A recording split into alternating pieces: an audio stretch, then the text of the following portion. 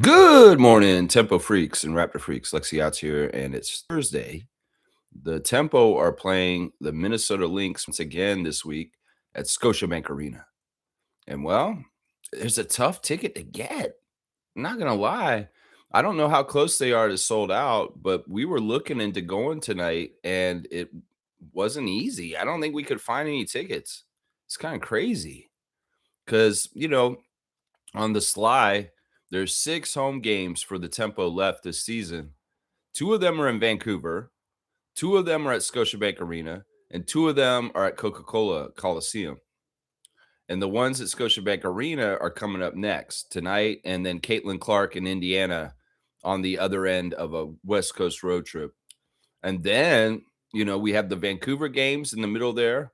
And then in September, they'll have 2 games in Coca-Cola, and that's it.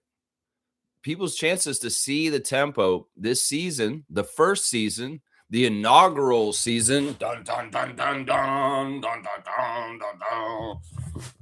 Your time's running out. That's right. I would bet that the Caitlin Clark Indiana Fever game at Scotiabank Arena is pretty good. And that's a lot of tickets. So yeah, if you really want to go see the Tempo this season, the first season, you haven't gone yet, you better get it on it because the demand is high. And we were looking at tickets for 3 people at one of these games, and Adriana couldn't find any. Yeah, it's serious like that. It's a hot demand. It's a hot ticket. And well, tonight is Carnival night. That's right. Getting involved with the festivities this weekend, Caravana, and all the fun that's around the weekend in Toronto. Tempo are one of the first events to start the weekend off with a big game tonight.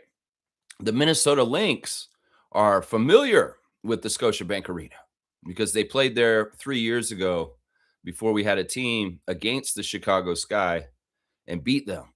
And that game was a sellout. That game was the reason why we got the Toronto Tempo. So, in some ways, in a roundabout way, I want to say thank you to the Minnesota Lynx and the Chicago Sky for putting on a great show when they came through. WNBA game played up here. And I was proud to be a part of that crowd that helped to get the franchise for our team here in Toronto, the Tempo. Yeah, this is a special game for that. Some of the players on the Lynx actually were on the Lynx when they played in that game 3 years ago. Caleb McBride. So she could, think about, wow, I remember when I was here and we played against the Chicago Sky, and now they have a team. And now I'm playing in the same arena, the place where the Raptors play, and make magic happen for Toronto Raptors. And now I'm back in this arena again. Wow, it's cool to be in this arena. It's very, very cool. Yeah, so let's go ahead and get ready for the game with the preview. I'll go ahead and give you the latest lineup news right now for tonight's game. And I have the referees also. So let's go ahead and get right into it. Yeah, I'm excited about the game tonight. I feel like there's a possibility that we could build off of the great performance against them a couple nights ago. Well, we hung with them. This time we're at home. And this time we will have the big arena behind us and the wind against our backs, like you guys did when the Lynx were playing in Target Center Tuesday night against us. The last game was a big homecoming because it was Nafisa Collier's first game of the season at home.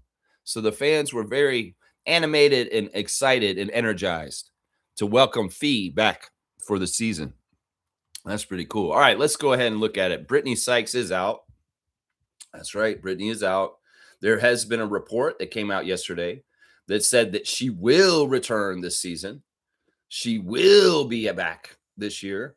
And the plantar fasciitis has still been a problem. The estimated return date right now is August the 10th, y'all. It's August the 10th.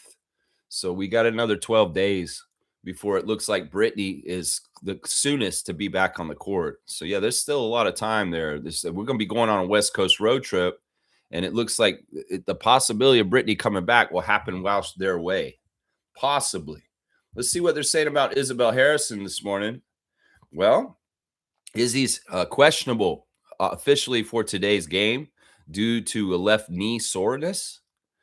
She's trying to avoid missing back-to-back contests due to the knee issue. So, but it is saying that her estimated return could be today.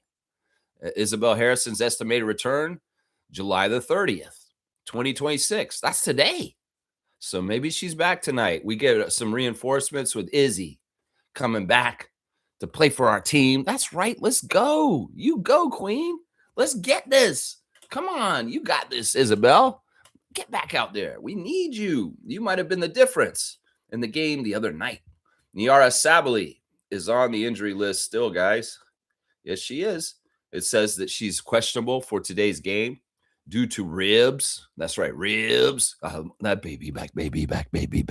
Ribby, Niara's ribs. Well, hopefully she got adjustment and she's feeling better. But her estimated return is July the 30th. That's today. So who knows? Maybe we get Harrison and Sabali back today. Woo-wee. That'd be good. That'd be good. Now, we'll have to see how that goes. We'll have to see. Nobody else is listed. No Kiki Rice on the injury list. Oh, that I could get used to this. Very, very happy about this. Yeah. So those are injuries. Brittany's out. Isabel and Niara are questionable, but there's a good chance one or both of them will be playing tonight. That is very good. I'm going to put my money on both of them. I'm going to say that both of them return tonight. And we'll have one of the rare times where the Tempo are only missing one player, and it'll be Sykes, and they'll have everybody else. That's what I'm predict tonight. That's what I'm reading the tea leaves and seeing right now. On the other side of things, the Lynx are pretty much the same as last injury report. They have Emma Chakova as a developmental player, and she may not play tonight. That's basically their injury list, because now that Collier and Ukos are back in the fold and playing, they're running on full team at this point. Minnesota, this is the real deal. Holyfield, Minnesota at the highest level because Nafisa is back. That's right. Yeah. So, yeah, no injuries on the other side for Minnesota other than the developmental player Emma Chakova may be sitting out just to save games. Yeah, that's it. That's it for the latest lineup news. Let's move right into the referee report. You know, I've noticed in these two games against the Lynx, the WNBA has been giving us our favorite refs so far. Like the ones that have given us really good, we've had winning records with this year. And, well, they're trying to ruin them. That's right. RJ Johnson last game. Yeah, Gerda Gatling. They both had winning records with us, but now not anymore. Yeah, they had unblemished records. So this is kind of similar today. Our overall record with the refs for today is 5-4. So a winning record, 5 wins, 4 losses.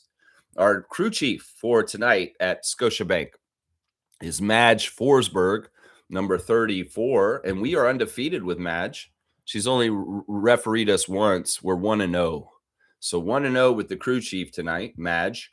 The referee will be Marcy Williams, number 40. She's a part-time NBA ref. She's a G League ref. She's a FIBA ref.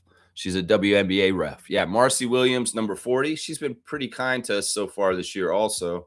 Our record is 2-2 with Marcy Williams. And then the third ref will be the rookie ref that we've had a few times this season already, Genesis Perrymond, number 47. And we are 2-2 also with her. So you add it all up, we're 5-4 with this ref crew. 1-0 with Madge, the crew chief, and then 2-2 with both Marcy Williams and Genesis Perrymont. So there's your ref report for today. It's a favorable crew with a winning record. You know, Marcy Williams, to me, is a very, very good ref overall. You know, she has some mistakes here and there sometimes, but she has good intentions, and she does try to do the job honorably. So I trust Marcy Williams. Genesis Perrymont's young, and she's making mistakes. There's always at least 2 or 3 mistakes from Genesis during the game, and we'll probably see them tonight some more. But she's a rookie ref. Some ways that makes sense. And Madge Forsberg, well, I ain't got no problem with you. Let's see how you do as our crew chief tonight. There you go. There's our preview for today's game real quick there. No, not a bad ref crew, if you ask me. Not a bad ref crew. Yeah. Let's see. All right, Trevor J's in the house to start the stream off. Thank you for being the commissioner of fun for this channel, Trevor J. Thank you for all the nice things you've done for me over the years. I appreciate you so much. It's a new day. Same God who kept you yesterday is the same God will guide you today. Ooh, I like that. Yesterday was a weird day for me. Some good things happened. I didn't go on my hike. I got sidetracked and I got into a different project. There's a huge tree that fell from my neighbor's yard into my yard, and I felt like tackling it.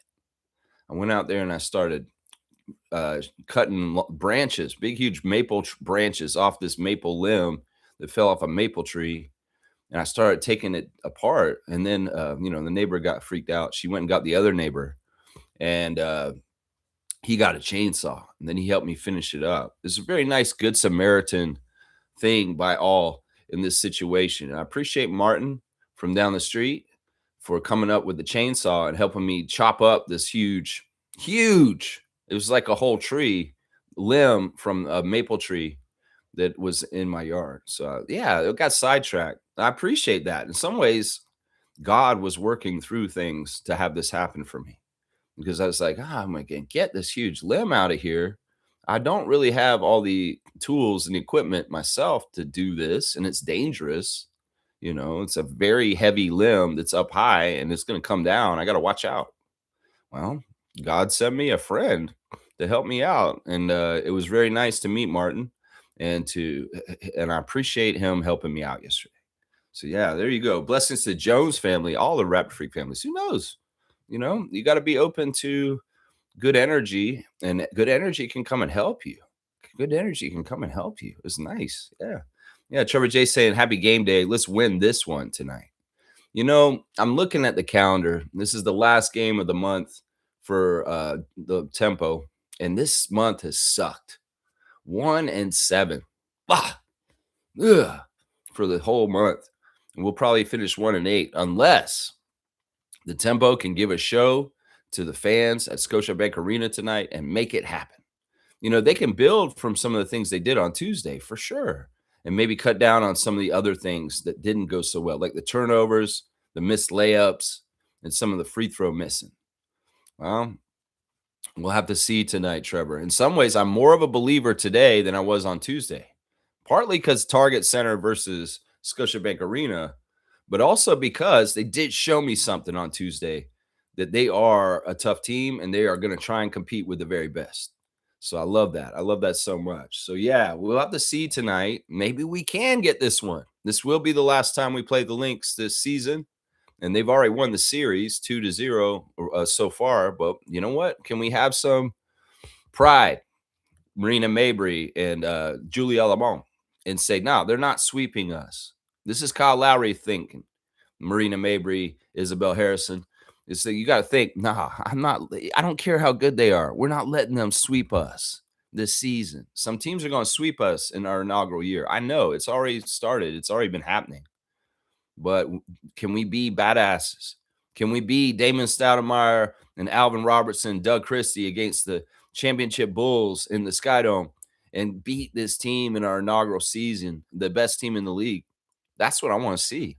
I want to see a performance tonight, just like Damon versus Jordan that we had in the first season of the Raptors. Could this be the game? Could this be the magical game where, the Tempo go above and beyond and beat a team they had no business beating, and they get some shine, and it's a game that reverberates throughout the ages? Well, I mean, Jordan's something else. And in some ways, that's why that game lasts the test of time for over 30 years. Because you beat Jordan and the Bulls at the height of their championship three-peats. Yeah, that's pretty good. In your first year, too. That's the thing. Can we do this tonight like them? I want to see it. I want to see it. That's right. Trevor J's bringing up the Raptors preseason schedule. And yes, it was announced yesterday that the Raptors will be holding their annual training camp in Quebec City, Quebec. And this is a different city than they've done it. They've done it all over the place. They've done it in BC. They were in Calgary. They've been in Montreal for this. They've done training camp in Hamilton. They've done training camp in different places around Canada as a drawing thing. Because what happens is they do the week of training camp and they have the open practice as an event during the end of training camp. and they invite the public to come in and watch the Raptors scrimmage against each other. Raptors versus Raptors. It's all fun and games, but it's great for crowds that don't necessarily get to see uh, the Toronto Raptors live in person in their town. So this is great. Not only is Quebec City going to get training camp and the open scrimmage that they'll have, I'm sure that event's going to go on. They're going to get a game too. They're going to get a game in preseason also. So that'll be awesome. So yeah, I'm really happy. And this is the thing. They've never gone to Quebec City. This will be the first time the Raptors play in Quebec City in preseason. So get ready, folks from around there. Get ready. Yeah. You're special this year. You're on the Raptors Canada series. You are the other city other than Vancouver on the Canada series for this preseason coming up. That's a big deal. It's a big deal. Trevor's saying this last night. The Dream came back from 15 points to beat the Wings. Okay, the Dream were dreaming, and they got wings and flew. In some ways, I'd rather talk about this game last night, Trevor J. That's the CBL. That's right. Canadian Elite Basketball League is on its way to the stretch run before the playoffs start next week. Civic holiday on Monday will be the last day of the season, the regular season. And then a couple days after that, we will start Canadian Elite Basketball League playoff action. And well, we had a game last night, and I'm telling you, this is good for Ottawa Blackjacks. It's not necessarily good for Niagara River Lions. The Saskatoon Mamba, and I watched the end of this game, beat the Niagara River Lions pretty bad last night. Real bad, actually. And the crazy thing is that the River Lions needed to win this game more than Saskatoon needed to win it. Saskatoon's kind of sitting all right. They're already made the playoffs. Niagara has not made the playoffs yet. And the desperation of the River Lions, the two-time champions, in the second half of the game last night, they're trying to get back, trying to close a 20-point deficit. Well, they closed it to about 10, and then they couldn't make free throws. They couldn't do anything right. It was really comical, actually. The target score time, it was like Saskatoon only needed 1 point to win, and River Lions needed 20, and they ate up 10 of it. They actually held them off and ate up half of the lead. But, of course, the Mamba still won. And there was missed free throws by key players on the Niagara River Lions that really shot them in the foot.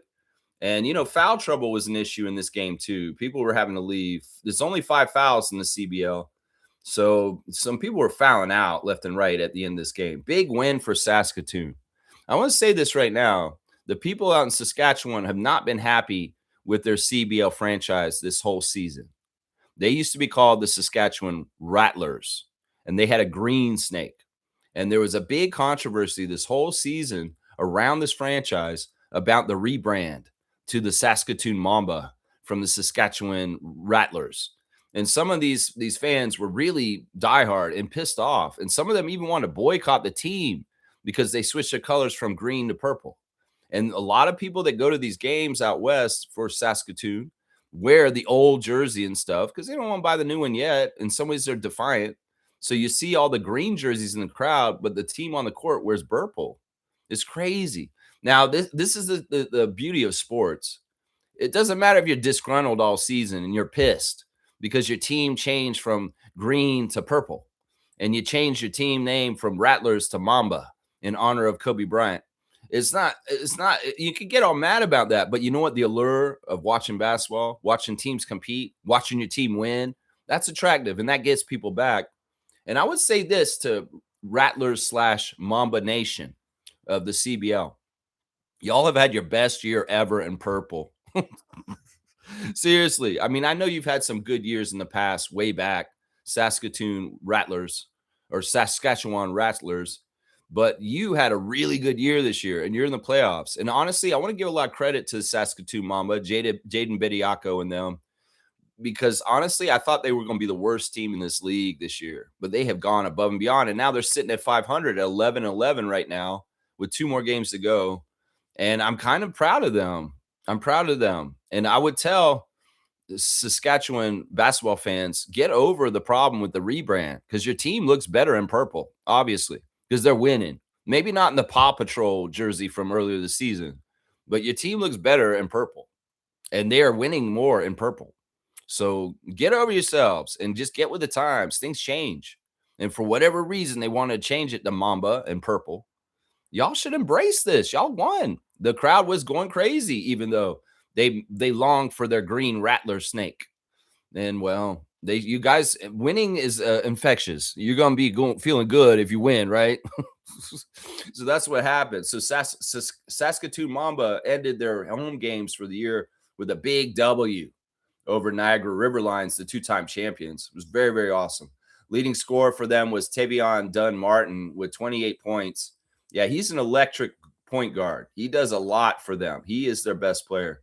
He does a lot for them. 25 points for Monsanto off the bench. In fact, Monsanto was the guy hitting the big shots at the end in the target score time to bring the win home. He dunked the ball at the end of the game to get the last 2 points to win it.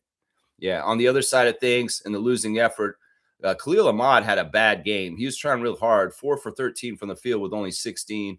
Vinales had 18 points, but the real story was his 2 for 6 at the free throw line. Absolute dreadful, along with Keoti Kennedy, who got 1 for 5 at the free throw line also. So, yeah, free throw shooting really killed the Niagara River Lions' ability to try and come back up and make up the big point differential. See, they think they're cocky. They get down by a lot of points and they think they can make it up at the end of the game. Well, they couldn't last night, and it all backfired. And it extremely hurt the Niagara River Lions' position in the Eastern Conference in the Canadian Elite Basketball League. They dropped to 10-13, have the same record as Montreal Lions right now, have the same amount of losses as Ottawa Blackjacks. And, well, Brampton Honey Badgers is looking better until you realize Brampton's last 2 games are both against Scarborough Shooting Stars. So, yeah, the Eastern Conference playoff race in the Canadian Elite Basketball League is awesome right now. And there will be more games tonight to settle some more stuff. Actually, one game tonight. It'll be Montreal at Brampton. This is a very pivotal game with 2 teams that are absolutely battling each other for positioning in the playoff seeding that they will get. You know, the thing you got to think about with the Eastern Conference and the CBL is you don't want to be in that 4th seed. Because if you're in the 4th seed, you're playing Scarborough in the first round at Pan Am Center. And you don't want to be in the 4th seed, trust me. So these teams, and 4 of them, there's 4 of them, and there's only 3 spots. It's musical chairs. Yeah, when the music stops, somebody's going to be standing up, and you ain't going to have a seat to sit on because there's only 3 chairs in this musical chairs for the playoffs in the Eastern Conference of the CBL. Yeah, so, yeah, it's really, really important. Brampton, Niagara, Montreal, Ottawa, all in the running for this. And this game tonight is a conference matchup between Montreal and Brampton. Very, very key game. You can watch all the CBL games for free on YouTube globally. You don't have to be in Canada. Americans, you want to watch CBL? Watch it. Europeans, you want to watch it? Asians, everybody around the world, you want to watch it? Watch the CBL. It's for free on YouTube. You can find it there globally. In fact, that may be a good strategy that they put them up there for free globally, because you would get a good reach and get a big market and maybe even get some international fans of the Canadian Elite Basketball League. You can also watch it on CBC Gem here in Canada and also the CBL Plus network. So, yeah, that's my CBL check-in, man. Niagara choked last night. Wow. It was fun to watch the end of that game. And, yeah, good job, Saskatoon. And fans, seriously, get behind your team in Saskatchewan. You know, they're winning in purple. Is all I'll say to these people. They're winning in purple. Fiercey's here. Good morning to Fiercey, our current Raptor Freak trivia champion. That's right. She is a champion, my friend. That's right. Good morning, fam, and happy game day. I may miss the game later as I'll be on a boat. On the boat. Caribbean cruise with Fiercey Jr., her friends who graduated, and the other parents celebrating milestones. That sounds so fun. That sounds so fun. You're on a Caribbean cruise? That's beautiful and awesome. Well, don't worry about basketball right now. You got a very fun vacation and celebration to engage in. And basketball, you guys have done the basketball. You've done your part. You're in off season. Fiercey Jr. will be going to the Hurricanes in the fall. And, well, she needs the break. So it is definitely time to cruise around on a boat in the middle of the ocean, because I've seen the NBA players doing that right now too. People like Slim Duck and Norman Powell getting out on the boat and riding around in the water And that's definitely the season for this. So yeah, no, it's all right. You don't have to watch it year round. It used to be basketball wasn't year round, but now it is with the Toronto Tempo and the Canadian Elite Basketball League up here in Canada that bookends it to the Raptors season. So there's no off season for Lex. But then again, there never was in the 5 years I've been doing this channel. But yeah, no, do it, appreciate it, get the moments. Don't necessarily. I know Fiercey has a history of sneaking a phone into a wedding or a social event and checking on the Raptor score while she should be in the middle of the event. So, you know, people do this. Lots of people do this. You know, you be having to go to something. You're like, I really want to watch the game.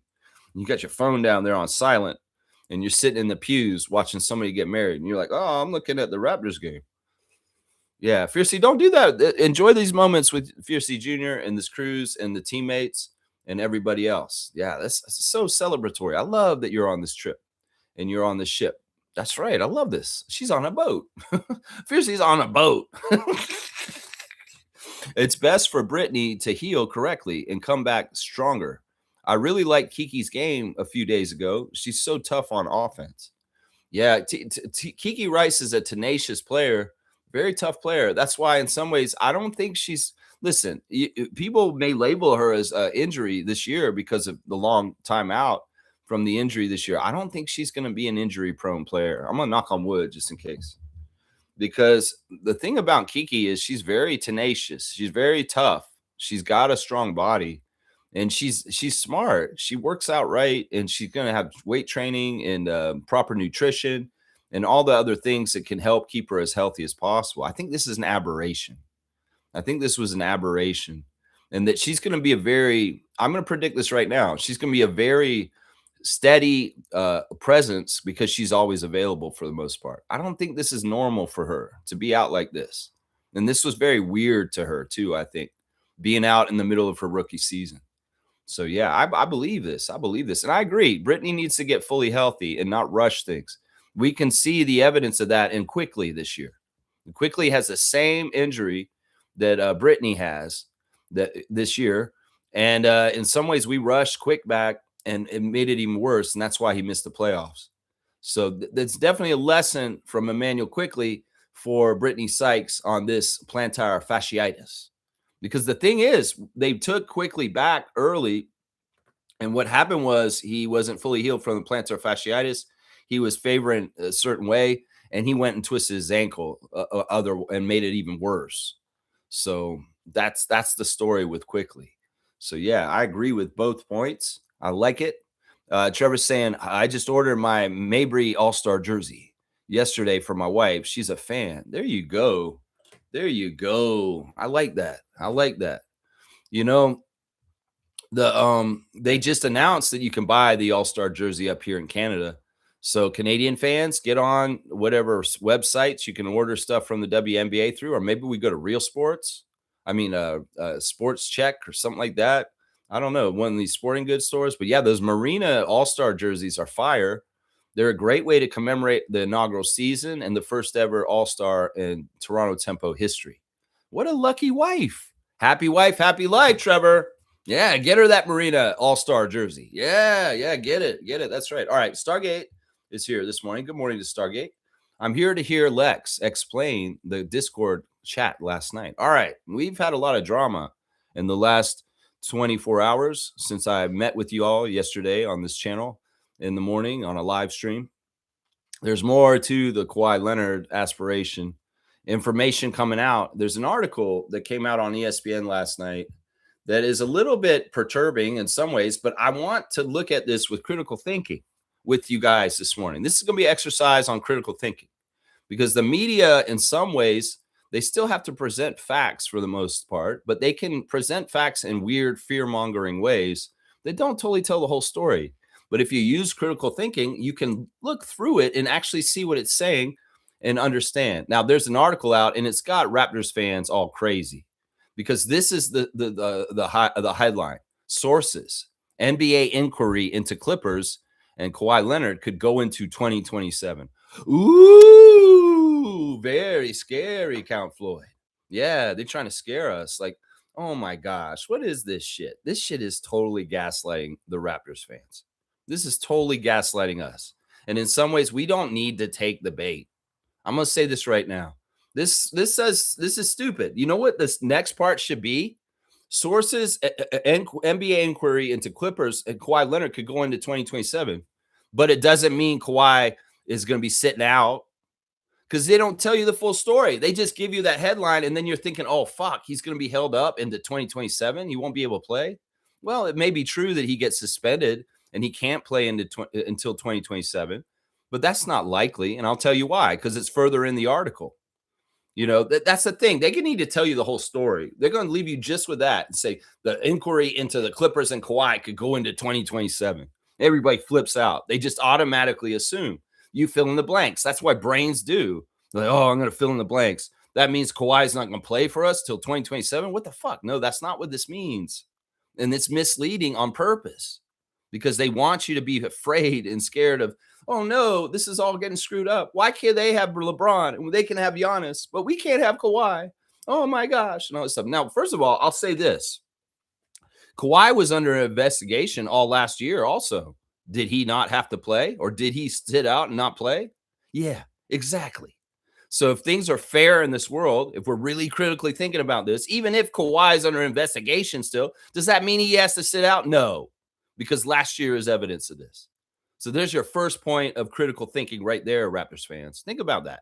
Think about that. He was under investigation last year. Just because this says the inquiry could go in on till 2027, did that stop Kawhi from having a second team All-NBA season last year? No, it didn't. So that's the first thing you need to think about right there, because this is the timeline. I'm going to lay it all out for you right here, and this is how I think it's going to go down. I may be completely wrong. I'm speculating, but I'm going to tell you guys that this is what I read from this article, because we're going to go through each part, because there is misleading shit all through it. Shame on you, Baxter Holmes, whoever the fuck you are. That doesn't even sound like a real name, Baxter Holmes. Who the fuck names their kid Baxter? Come on, what are you, in a fucking 80s sitcom with Ricky Schroeder or some shit? Like, what the fuck is the name Baxter? Who the fuck names their? You can name your dog Baxter, but don't name your child Baxter. Yeah, I'll make fun of the clown who wrote this piece of shit on ESPN real quick. Yeah, all right, we're going to go through it each paragraph. The NBA investigation into whether the LA Clippers circumvented the salary cap to pay Kawhi Leonard could drag into 2027 if the parties don't agree on the findings or any proposed settlement that involves punishing the team, sources with knowledge of the case told ESPN on Wednesday. All right, let's break that down real quick. They just said if. The word if is important, y'all. That doesn't mean it will. That doesn't mean this. It says if the parties don't agree on the findings or the proposed settlement. Now, first of all right, there's a couple of things more we found out, and we'll talk about it more in the article coming up. That's an if. What if it does, they figure it out and they do agree on it and it all goes away like that? There's a percentage there, even saying it in there.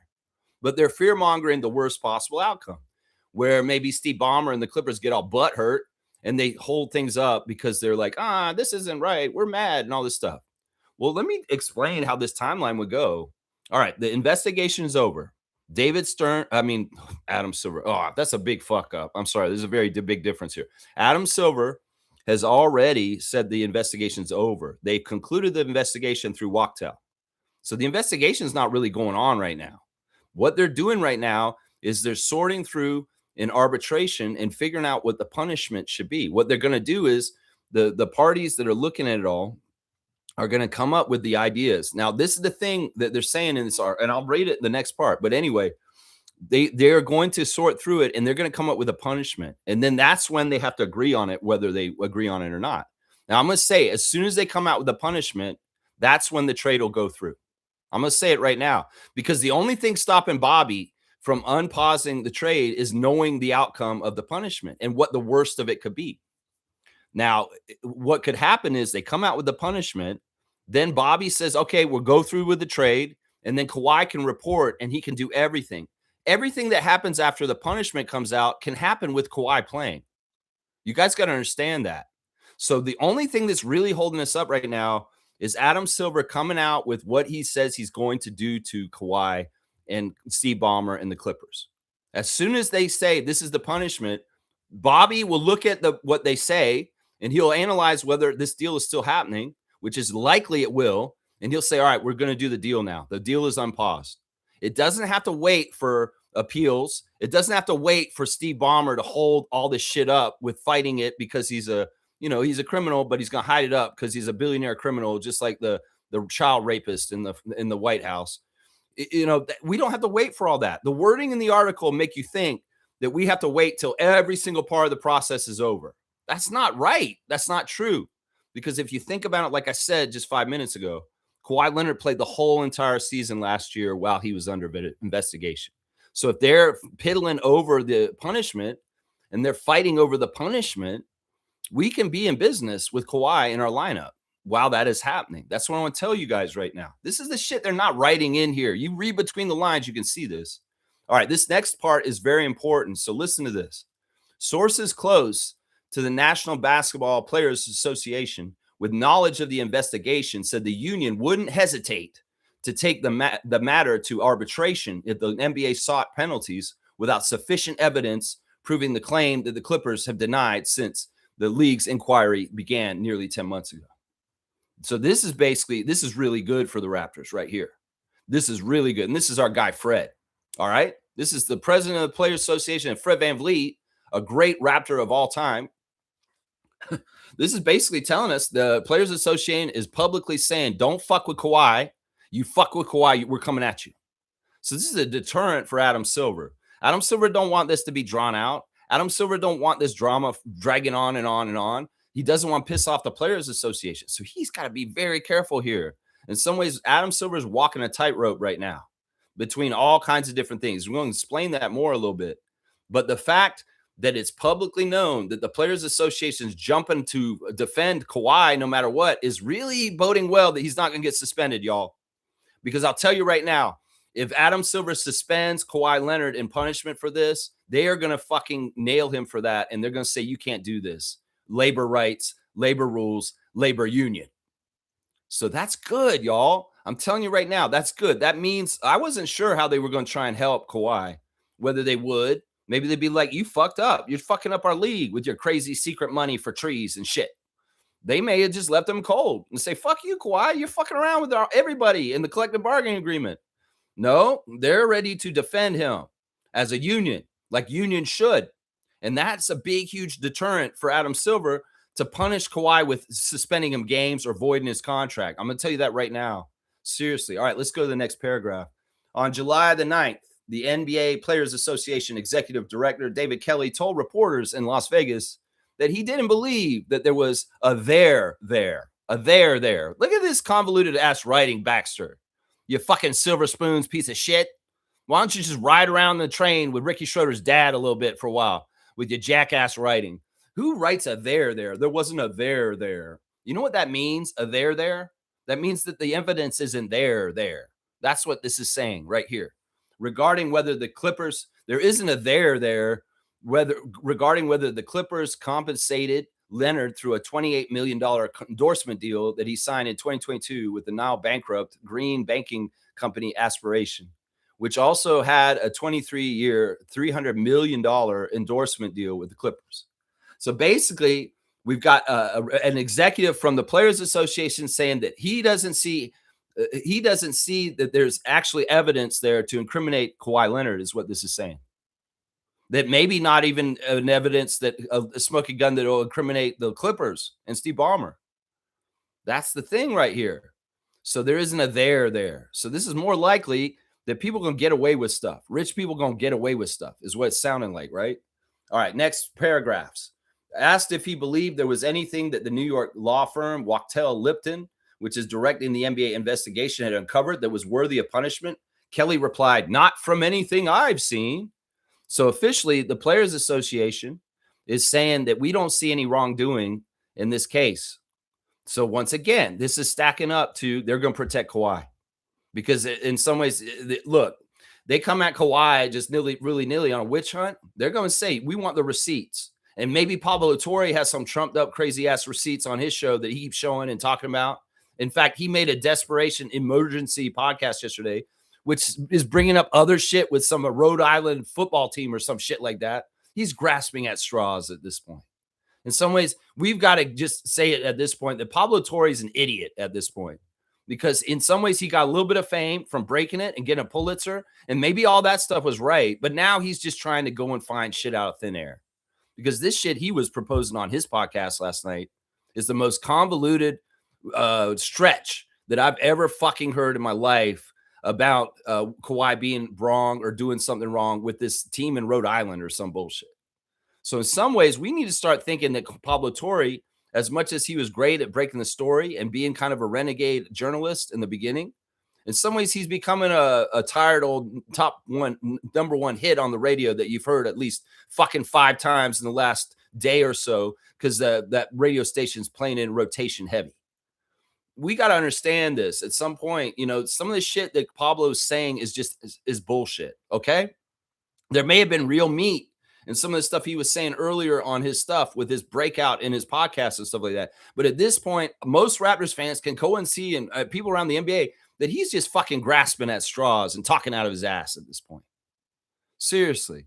So think about it that way too, from that standpoint, as far as listening to Pablo Torre at this point. In some ways, he sees the views, he sees the stats, and he's trying to get the stats. In some ways, he's compromised for that at this point, because he wants to ride this gravy train as far as how he's built his career around it in the last year, right? So we got to understand it from that. That's a critical thinking part you got to think about in this. We can listen to Pablo and believe him, and some of the stuff he's said is absolutely true. But at a certain point, he's just making up shit. Let's just put it that way, guys. And even if he's reporting this shit, it's frivolous and it's toothless, and it's shit that probably won't matter in this whole investigation. You know what I'm saying? So don't take everything Pablo Torre is saying as gold. Seriously, because this dude's convoluted to a degree also. You got to remember that. That's right. All right, let's keep going with the Pat Paris. I want to break this down exactly and really illustrate what was going on here. NBA Commissioner Adam Silver said July the 14th that this case was a complicated process that involved bankruptcy courts and reluctant witnesses. This is something I've said to you guys over and over again about the delay of why this is happening. Reluctant witnesses, all employees of Clippers. None of them want to fucking talk. None of them will. Some people are saying Aspiration employees have talked. Clippers employees have not talked. Whoever's going around saying that Clippers employees have talked, they're lying. If they have talked, they've been fired and they're fucking out already. Steve Ballmer ain't having nobody on his shit with loose lips. And if anybody said anything to any of the investigators from Wachtell, I'm sure Ballmer fired them or got rid of them afterwards. Because this is the thing. Once again, this is not a criminal case. There's no subpoenas for perjury and going to jail. It's easy. Wachtell comes up to somebody who works for the Clippers and asks them a question. Hey, did you see this? And say, I didn't see nothing. I plead the fifth. I ain't got nothing to say to you. Yeah. That's what they saw over and over again consistently in the last year. And that can inform you to why this took so fucking long. Because the Clippers did not cooperate with the investigation in the least, all the way down to the lowliest employee that's involved. They could have talked to the ball boy. The ball boy's, I ain't talking to you. I like working for old bald head Steve Ballmer. I ain't talking to you. What do you know, ball boy? No, man, I like my job. I'm keeping it. That's the action that's going on here, y'all. You need to realize this. This is not a U.S. federal court. This is not any kind of criminal court. So there's no teeth in getting witnesses to talk. They can basically say, fuck off, and they don't have anything they can do to them. So that's a big part of why this is dragged out like this. That's a huge part of it right there. If the parties, which include the Clippers and NBA Players Association, can't agree, the matter would head to a neutral arbitrator who is jointly appointed by the NBA and the union. The arbitrator would compel document production, witness testimony, and order discovery. After a hearing, the arbitrator's ruling would be subject to an appeals panel made up of 3 people jointly appointed by the NBA and the Players Association. The appeal panel decision is binding. So basically, Adam Silver looks at it all. He figures out what he's going to do. They have to accept the punishment. If they don't, we go into arbitration. And basically, they are going to work through all this, and they'll have independent parties that will make the final decision, is what this is saying. Once again, every single part of this paragraph that I just read can happen while Leonard is playing. He can come to training camp. He can do everything on time, and this all can be going on at the same time. Because in some ways, once the punishment is out, as I said, Bobby will either unpause the trade and do it, or the deal is off because the settlement or the agreement, the the punishment is fucked up. That's the only two outcomes right there, is what I'm going to tell you right now, because that's what Bobby can control, is whether he actually executes the trade or not. And it's very likely he's just going to execute the trade because, once again, the Players Association is standing up for Kawhi. So this is the critical thinking we need. You got to read between the lines about what they're fucking saying here and look through the chicken little and the fear mongering that they're trying to put through us. You understand that once his decision on the punishment is out, Kawhi's free and clear to come in, unless the punishment dictates that he isn't. That's the only way it isn't, right? All right, next part. Such a process, which applies in this instance because cap circumvention is a violation of the NBA's collective bargaining agreement, would ultimately determine whether Silver could punish the Clippers for allegations that money was funneled to Leonard through aspiration. On July 14th, Silver told reporters that the investigation needs to be wrapped up before the beginning of next season. He did that. He's done it. They wrapped up the investigation last week. So that's already done. We've got to keep everything separate. There's a lot of different things going on here, and it's easy for fans to get confused about what is what. The investigation's over. It got wrapped up last week. They officially said the investigation's over. So what he promised happened. That's the thing. It did happen before the beginning of the season.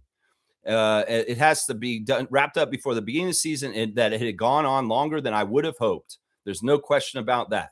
The NBA did not immediately respond Wednesday to a request for a comment. Well, I don't know what you want from them. They will come back and they will give you the punishment next. That's the next part. If the NBA presented indisputable circumvention evidence after an investigation that began in September following a series of podcasts from former ESPN contributor Pablo Torre, then those sources suggested a process could follow that avoids arbitration, with all sides agreeing on both the findings and potential discipline. See, this is optimal, and this is probably what's going to happen. They're dragging out, like, this is so dumb. They shouldn't have to talk about arbitration and it dragging out. That's just fear mongering.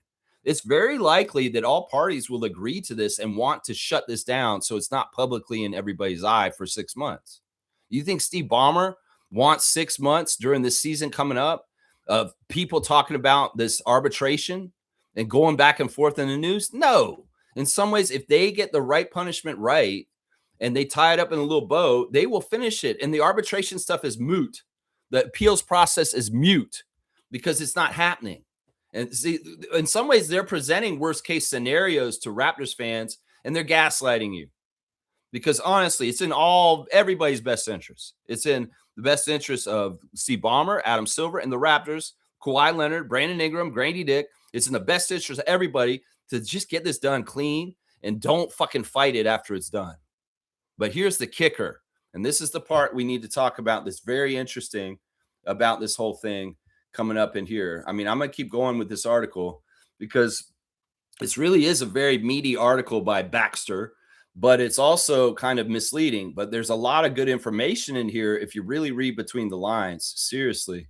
So this is the thing. Under the CBA, penalties for salary cap circumvention can include team fines up to $7.5 million, direct forfeiture of draft picks, the voiding of any player contract, and suspension of up to a year for any team personnel found to have engaged in such a violation. That's why they asked the ball boy, and he says he did it. Well, he's out of the league. So this is what they're all saying. Yeah, I didn't do nothing. I don't have to talk to you, copper. I don't have to talk to you. Talk to my lawyer. There's a lot of that shit going on, right? Now we know these penalties. $7.5 million is not enough.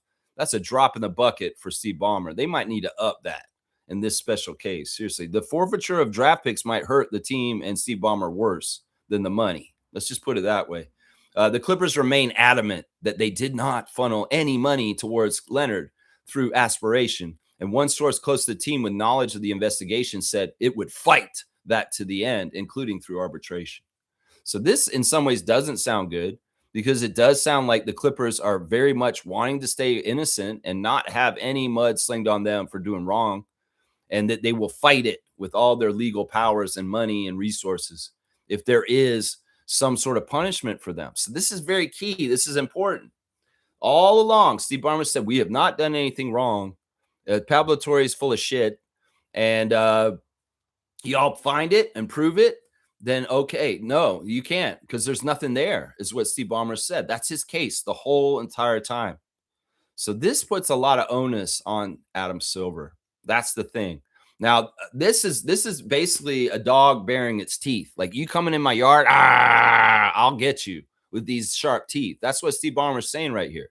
You gonna come at me and try and punish me? Well, we're gonna fight it because we're maintaining innocence, and we're saying that whatever you saying that we didn't do it, and we don't want to be wrongfully punished.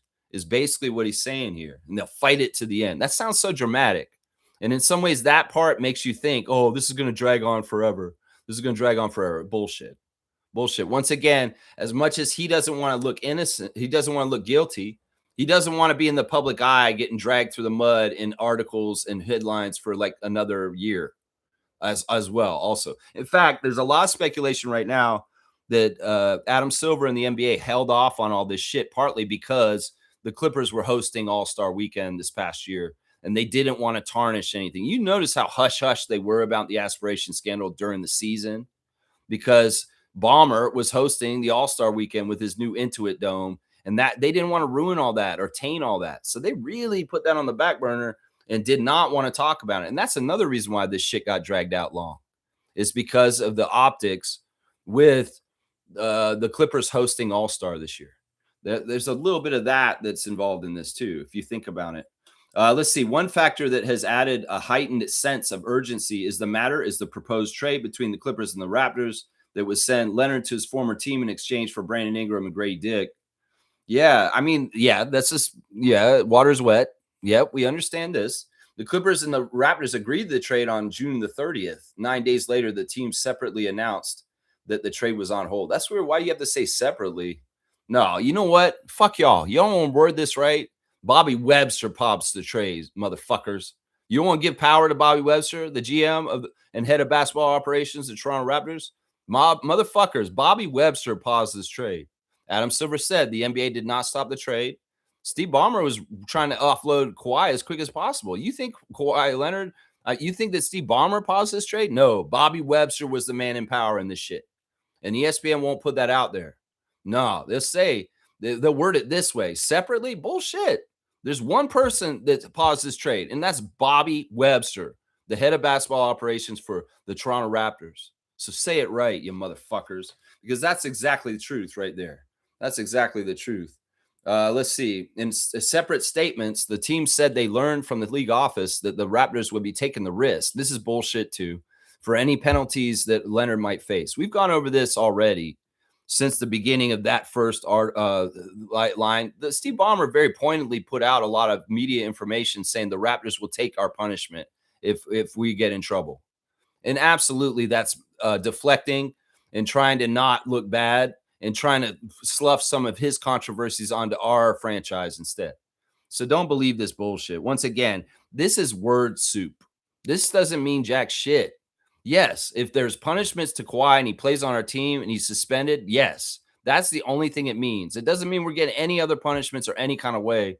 And to people that aren't critically thinking about this, they may mislead and say, oh, we're going to lose draft picks or something. No, the Raptors aren't going to lose no draft picks in this whole situation. They're not going to have to pay any money. It's all personal punishments to Kawhi that we'll have to endure. And that makes sense. If we trade for him and all of a sudden he's suspended, that's where it factors in. But they'll make it sound worse by the way worded it. Like they're saying, and they're repeating the misleading headline from the original part of this whole aspiration stuff that started a couple weeks ago, is that we be taking on the risk. Well, why don't you fucking just write in here, the Clippers and Steve Ballmer will be taking on the penalties for any fucking wrongdoing for aspiration deal? Because that's what you should be writing in this article, Baxter Holmes, you piece of shit. Why do you have to write in here the Raptors will take penalties? That's stupid. That's stupid. That's misleading. Kawhi Leonard and the Clippers will take penalties. If Kawhi Leonard just happens to be on the Raptors, it may affect the Raptors to that nth, and that's it. See, people are going to read this and they're going to think, oh, no, they're going to try and screw us. They're trying to screw the Raptors. Oh, my gosh. All that kind of bullshit. It's serious. It's seriously so fucked up, man. And we got to understand this. You need good critical thinking with the media these days. Both the Clippers and the Raptors have said they will still intend to complete the deal though it's unclear how an arbitration process might impact their ability to do so. This is so stupid. Like, they know the answer to this, but they won't just say it. They want to leave the question of doubt. Baxter Holmes, you know what the fuck would happen. He'd get to play during the arbitrations going on, but you won't even say that. It remains unclear. How it may be unclear to you, dumbass, but it doesn't stop him from doing basketball if there's court stuff going on. It's really just finding out the punishment, and Bobby unpauses things. See, the thing is, they're not telling you is Bobby has a lot of the power in this whole situation. They don't like telling you that the Raptors have the power in this situation. The Raptors have the right to say yes to the deal or no to the deal. And in some ways, it's the Clippers who are hanging in the wind, who are in trouble. It's not us. And honestly, when the punishment comes out, Bobby will make the decision about what the fuck happens, guys. That's what y'all need to understand. They hear the punishment, because that's the only reason why I pause it. It's like, oh, there's going to be a punishment. Well, let me wait. Let me see what y'all are going to do. Let me see what y'all are going to do. Okay, that's what you're going to do. We're going to do the deal still. All right, the deal's unpaused, Adam. Okay, thank you, Bobby. I was waiting for you to say that. All right, the deal with Ballmer and Webster is happening now. And Bobby Webster told me that. People don't look at it that way. No, they won't. The U.S. media won't give any power to Bobby Webster and tell you that he has the power in this shit, because he does. He has the ability to say no. And at some point, if this bullshit gets so convoluted and so fucking crazy, he'll just say no. Fucking sit with Leonard on your team, Steve Ballmer.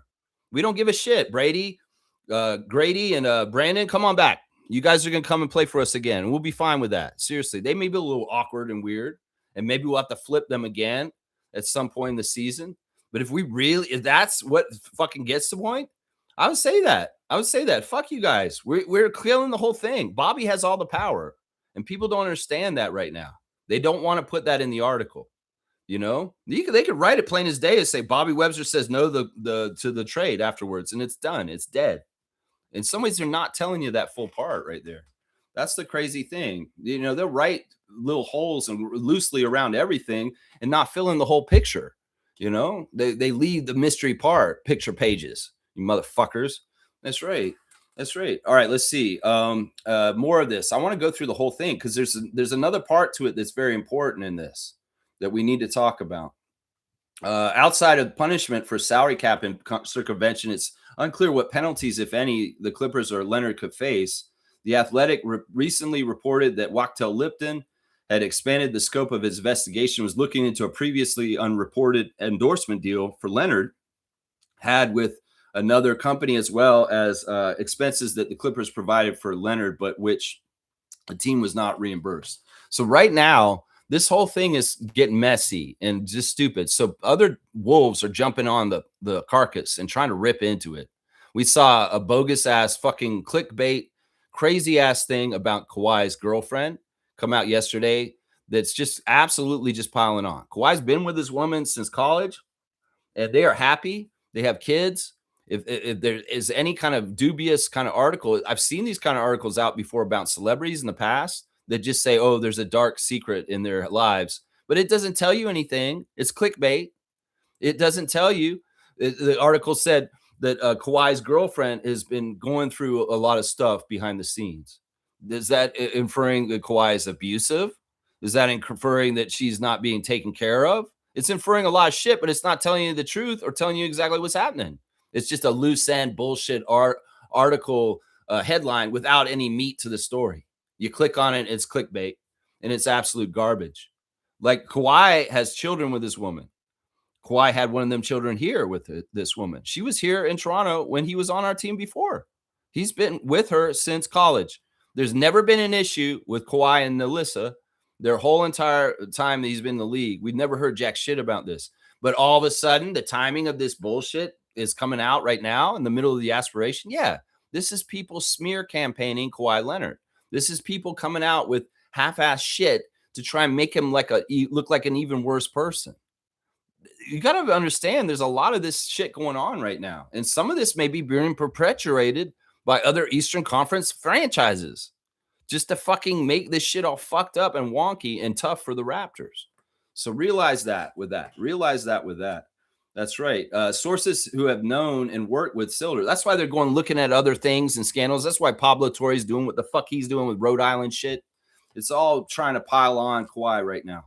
Sources who have known and worked with Silver for years have repeatedly told ESPN they do not expect him to be swayed by public attention in this case. What does that mean? He's not going to care what the people are thinking or saying, whether against or for anything, whether we're all headhunting, wanting Steve Ballmer's head on a stick and he's in trouble and they nail his ass and fucking get him. Yeah, that's what a lot of us want, right? But he's not going to be swayed by that. Just because we're coming after Ballmer and the Clippers for cap circumvention and salary cap stuff, Adam Silver can't go with that energy. And he also can't totally go with the other energy either, though. That's what I'm saying. As one source explained, if the league ignored evidence that implicated the Clippers, then the cover-up would become a story. And if the league sought punishment without evidence, then the overreach would become a story. The source said that they had full confidence that Adam Silver would play it straight, whatever that means, quote unquote. Play it straight. This shit is so crooked and convoluted all the way from the start that you're going to try and make the appearance of it playing straight. Based on the facts, as the commissioner has said he would do throughout the inquiry. He said, okay, so this is basically very interesting part. It basically means that, Adam Silver's going to try and walk the fine line of justice and make it all on appearances as fair. He wants due process. He doesn't want to incriminate Steve Ballmer without absolute smoking gun evidence.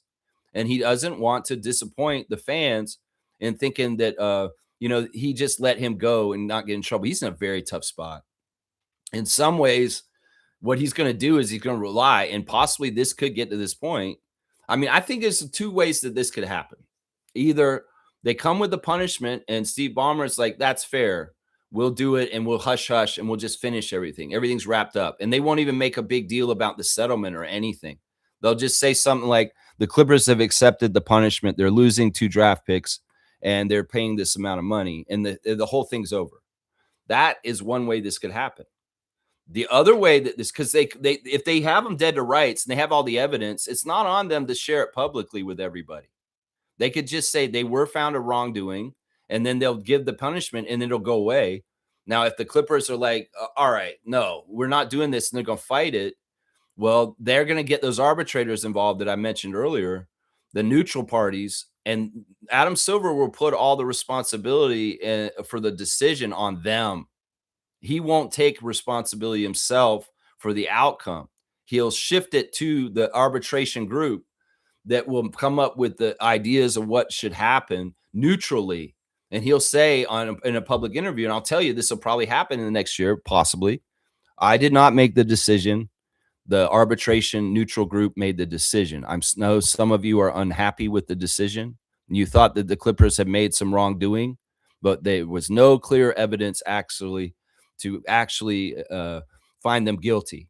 So we cannot punish someone without actual real evidence. Everybody say, what about Pablo Torre? What about Pablo Torre? Well, in the findings of Wachtel and the arbitration, we found the neutral party found, I'm sorry, not we, the neutral parties found that there was no wrongdoing that we could link to for sure to punish Steve Ballmer and the Clippers. That's what I'm saying. That's likely. That's what's going to happen, is that to protect themselves and to make this go away. I would like to see a slap on the wrist on Steve Ballmer, but we may not see this, guys. We may not see this. There may even be a double secret punishment that the public doesn't even know about, but all the owners do, just to kind of dissuade people from doing this shit ever again. But yeah, that the whole thing is Steve Ballmer's adamant. They didn't do anything wrong. He's standing on that still. So if they do punish him, it's very likely there will be an arbitration. And in that case, well, Adam Silver will shift the blame for the decision on the arbitrators. Think about it that way. Seriously, this is all critical. If you all think about it critically, you can figure it out like I'm telling y'all right now. Seriously, this is what it is. On July 14th, Silver said he understood why some are frustrated. Why we're frustrated with the investigations lasting this long. And this is what he said. On one hand, we want to respect everyone's rights here. Certainly, if any of us were being investigated, we would want a certain standard to be met. And we know truth. We know that justice is not equal in the United States. If you have money, you have a different kind of justice than somebody who's on the street. Let's just put it straight. Come on now. Don't act like y'all are in justice for all and that Lady Liberty has the blindfold around her eyes anymore. Fuck that. The symbolism of all that is bullshit. You pay to get out of justice. You pay to get justice. If you don't got no money, you don't get justice. That's just how it fucking is in the United States. It's always been that way. Don't lie to us. That's right. Certainly, if any of us were investigated, we would want a certain level to be met, a standard of due process with presumption of innocence, etc. And at the same time, we want to be able to answer to our teams and our fans and to all of you that this is comprehensive and that the best of our ability, we discover what actually happened in this situation. In some ways, even the wording of that tells you exactly what Adam Silver's goals are. He wants to protect Steve Ballmer, and he wants to make the illusion that he's done enough due diligence to see the whole thing through and tell you that he didn't do anything wrong so that you'll buy it. You can see it right through that last statement. And if you really read between the lines of what Adam Silver's saying here, he's saying, I'm protecting Steve Ballmer by invoking basic human rights in the justice system of the United States, innocent until proven guilty. But also at the same time, I want to put window dressing up for everybody who's coming for his head and say, yeah, we did everything we could. We did an exhaustive investigation and there's nothing there. There's not actually a smoking gun. There is no actual evidence, even though Pablo Torre did podcasts on this for months, that absolutely incriminates Steve Ballmer. And that's why they're not getting in trouble. And we'll see if I'm right. Now, there it is in a nutshell, Stargate. I hope that was worth a listen. I know that was a little bit of a long run through right there, but does that make sense what I'm saying, guys? Every single part of what I just said. They are not telling you that Bobby has he has way more power than anybody thinks. It's basically like this. Think about Bobby at a flea market and he walks by a table. He's like, hey, I like that little tchotchke you got there. That's pretty cool. Is that a Kyle Lowry cookie jar? I love that. I love Kyle Lowry. I know Kyle Lowry, how much is that? How much is that cookie jar? Oh, really? I have a cookie jar over here. Yeah, I'll get it. I'll trade you that cookie jar for that cookie jar. Okay. Wait, your cookie jar might be broken? I'm not sure if I want to do this deal anymore. Can we pause this? Can we just stand here at the flea market a little bit here on the edge of Tallahassee in the south side on Calvin Circle and talk about this for a second? Yeah. Are you going to break that cookie jar before you sell it to me? Because I don't want to buy it then. Oh, really? You might have to because this guy next to you is telling you might have to break it.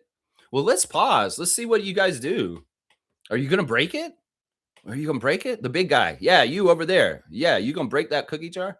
Oh, you're not going to? Okay, everything's fine. All right, we'll do the deal now. All right, I'll take the cookie jar. Let's trade now. Bobby's the one in charge. Bobby's the one who has the decision making here. He's the one who paused the deal. Nobody will say that. Adam Silver said very clearly he didn't pause the deal. He would have let the deal go through. He's like, yeah, Raptors, you want to make a bad decision? He's standing there at the flea market table. Say, yeah, go ahead, buy the cookie jar, Bobby. Go ahead and buy the book. Adam, you know what? I'm going to wait. I'm going to wait a little bit. I want to see if this big guy breaks the cookie jar before I buy it. Okay, that's your choice. All right, everybody, I'm on the intercom at the flea market. Bobby Webster has paused the cookie jar trade. It was not me. I told him to do it. I don't know why people can't read between the lines and see this, Raptors fans, that our GM has a lot of power in this situation because he ultimately has the ability to say no after all the dust settles. He has the ability to say no. Nope, we're not doing this. This has been fucked up, and thank you for wasting my time. Wasting the Raptors time, wasting the Raptors fans' time all summer with speculation and all this bullshit. Yeah, it's gotten to this point. Well, fuck you guys. We're going home. We're going to take our cookie jar home. Brandon, come on. Get away from the Clippers. Come with us. Come with us. Come on, Brandon. Come on, Glorilla. Come on back. I know y'all love Toronto. Listen, I know this is awkward. I know this is weird. But yeah, fuck this shit. Their cookie jar is damaged. We don't want it. That's it right there. That's it in a nutshell. If you guys can understand, hopefully this is helping you guys to be more informed on this and to see it in this perspective, reading between the lines with critical thinking. And you can help spread out the information throughout Raptors Nation to make it more understood by common nephew Raptors Nation people. That's what we need. That's what we need. There's a lot of speculation, there's a lot of misinformation, and some of it's bullshit. You got to sort through what is being said and really read between the lines. That's the message right there. That's right. Fiercely saying, hard to say who to guard on the Lynx. Most are offensive threats. Yeah. I mean, you need a premium top player on almost all of them. You really do.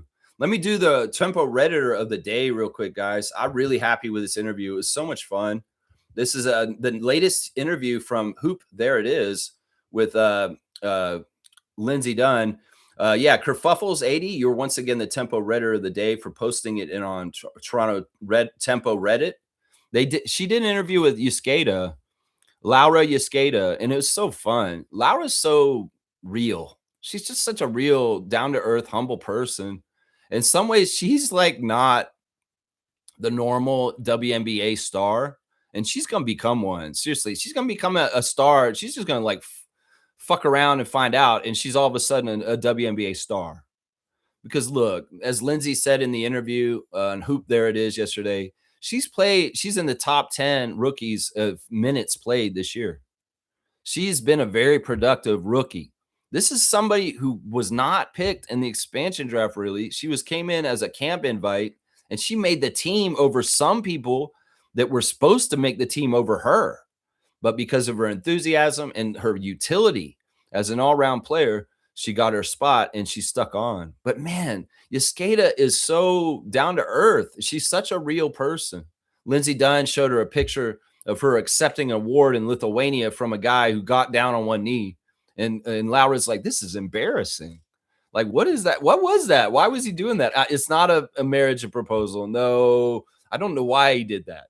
This is embarrassing. And then Lindsay being awkward, it's like, we need to get this picture printed on a bunch of shirts and get your teammates to wear them. And she's like, no.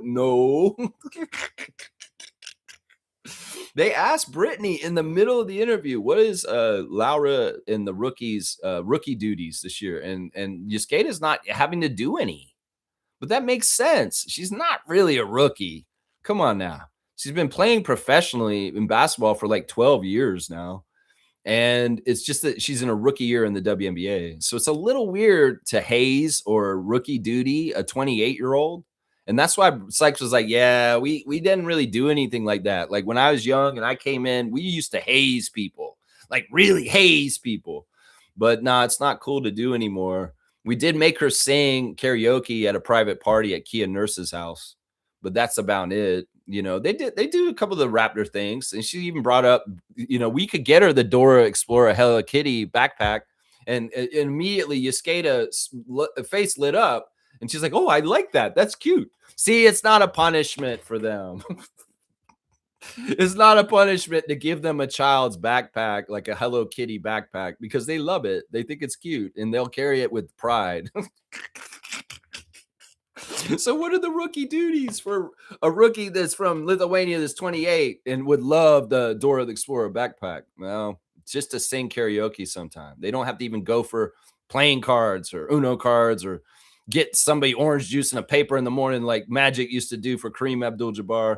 No, they don't have to do any of that stuff. Maybe I would say this. Maybe the older rookies, Maria and Yuskata, who are veterans of Europe, they shouldn't have rookie duties, but maybe the youngsters who came through the entry draft, Rice and Key, should have rookie duties because they're younger aged. And that's a little bit more like that. But you don't want to differentiate people. And in some ways, Kiki Rice is such a worldly, advanced woman at her age. She's like already kind of got that shed, I'm already instantly a vet kind of vibes. Maybe it wouldn't fit there either. Yeah, rookie duties are weird. And especially because the Tempo have so many rookies. They have like 4 or 5 rookies this year. It's like, what do you do to them? Especially when they're like almost 30 and they're European. But yeah, this interview with Yuskata is awesome. I love her. I think that her personality is so pure. And I feel like she's just such a real person. She's not a normal athlete. In some ways, she's not totally well trained in media. And she's just so down to earth in herself. Of course, Lindsey Dunn's putting her in awkward places, showing pictures that she doesn't want to see, and talking about something she did in a press conference. Just like with Brandon Ingram this year, where she called out Brandon for the comment about Glorilla and getting in trouble with Glorilla annoying him, and he said, "Nah, I just go to bed because Glorilla starts annoying me." Man, you should have never said that, Brandon Ingram.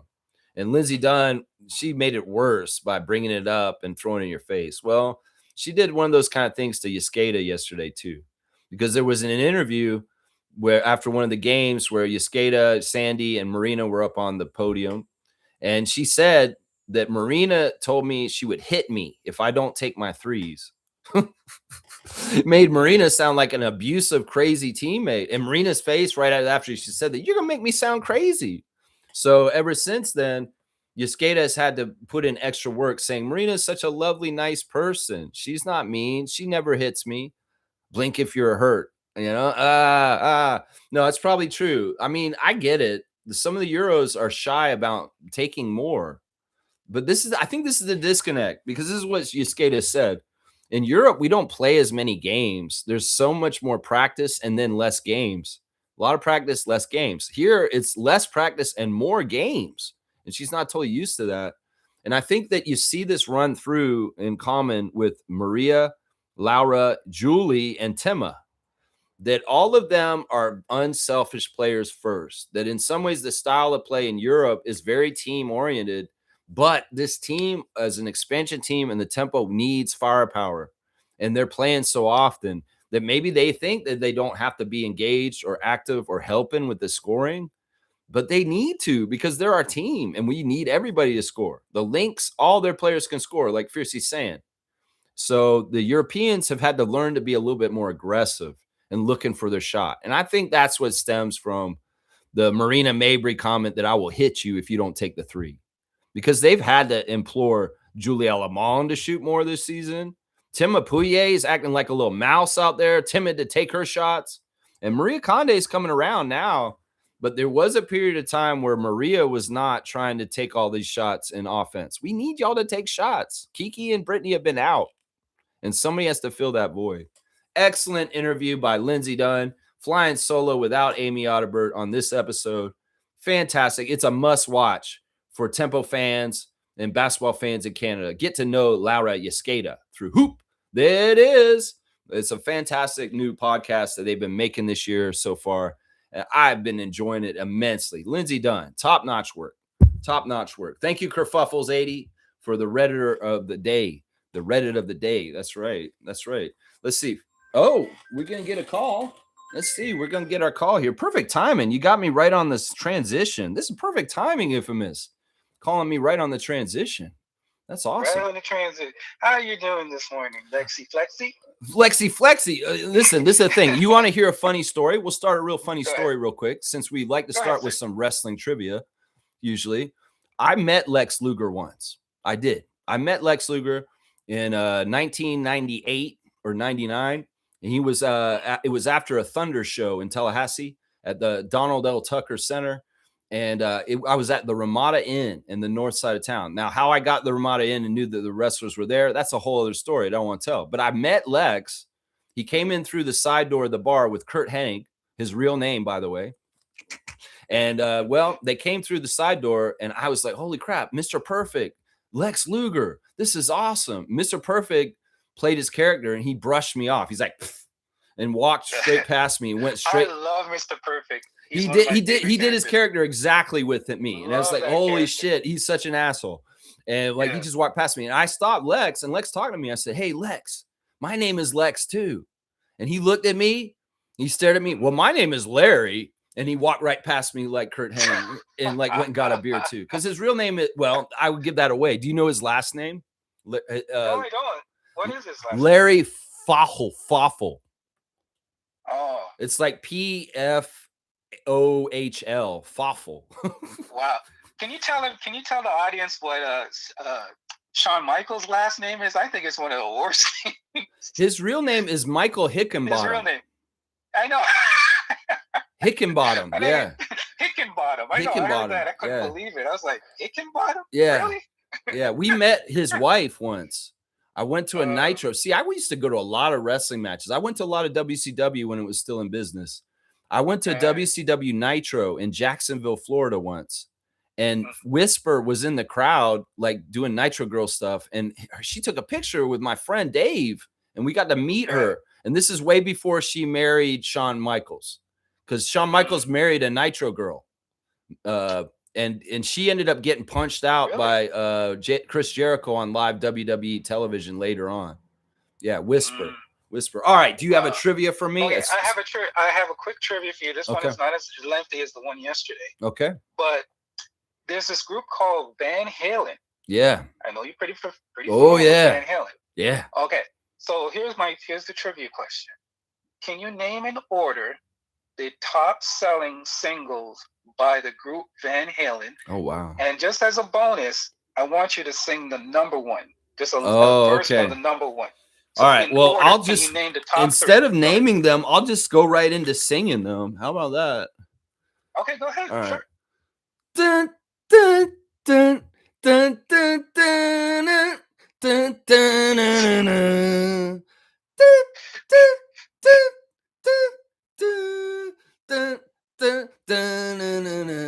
I get up and nothing gets me down. You gonna come? I'm the toughest one around. Yeah. Jump. Yep, that's correct. Yeah. All right. Next one. Number 2. Panama. Panama. Is that on there? That is correct. Yes. All right. If I get off, give me 3 strikes because I feel like I can do this. All right. We've been doing all Van Halen with David Lee Roth, but I do believe there are a couple songs on this list that may be Van Hagar. So I'm going to go the next one right now. Hey, there's no tomorrow. Right now. This everything. Oh, I got a strike. So no Van Hagar on that one. Is there Van Hagar on here?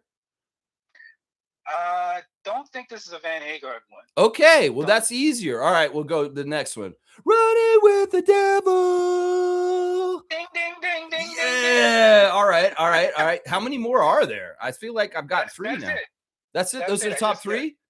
That's top 3. The top 3. Yes. The top 3 selling is Panama and Running with the Devil. Yeah, you know what? I want to be very honest here. I've been talking very heavy Van Halen philosophy with Adriana recently because I've been introducing like trivia. I did Van Halen trivia for her like in the last month. I'm not gonna lie.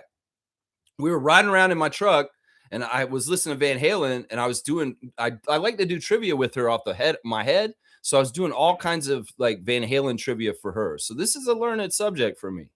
So great. Yeah, I told you music. I'm gonna get it. I'm gonna get it. So I like this. I'm actually really impressed that all the songs were from David Lee Roth era because I am a David Lee Roth Van Halen fan. I really am. I don't mind some of the big hits with Sammy Hagar. So there's some really catchy songs they did, but their sound was so different and so mainstream and kind of not as much teeth and raw as the early years with David Lee Roth. Yeah, the first track, Jump, sold over 437,000 album sales.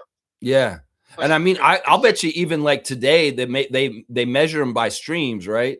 Those songs are probably getting played the hell out of on streaming services. The 3 songs that I just did. Millions of streams. Yeah, I'm really impressed that I got them in. Were they in order? Like they were 1, 2, 3. Yeah, in order. Yeah, I did them in order. I was pretty sure Jump would be number 1 because you got to figure Jump gets played at Raptors games for jump balls all the time. Yeah. They play that at basketball games constantly. And Panama is a very iconic song. It's very catchy. I was a little bit suspicious about the 3rd song, but Running with the Devil is pretty heavily in rotation on the radio. So, wow, I'm impressed with myself on this one, and I'm impressed with the list that it's all David Lee Roth. All right, on to basketball stuff. What do you got? Okay, I wanted to talk quickly about the trade deadline coming up. I know there's 3 big names that are on the list. And there's one name that I'm kind of a little bit intrigued by for Tempo, but I don't. It might be out of our range, but the 3 main ones are Kelsey Plum. Yep. Because of her expiring contract. There's Nafisa Collier, which she's not going anywhere. Let's. Well, I have something to say about that, but I'll wait for you to finish the list. Yeah, and the one that intrigues me is Alana Smith. I always liked her game. I don't know. She's still in Dallas. Where is she? Or is she Chicago? Yeah, she's in Dallas. She's in Dallas still.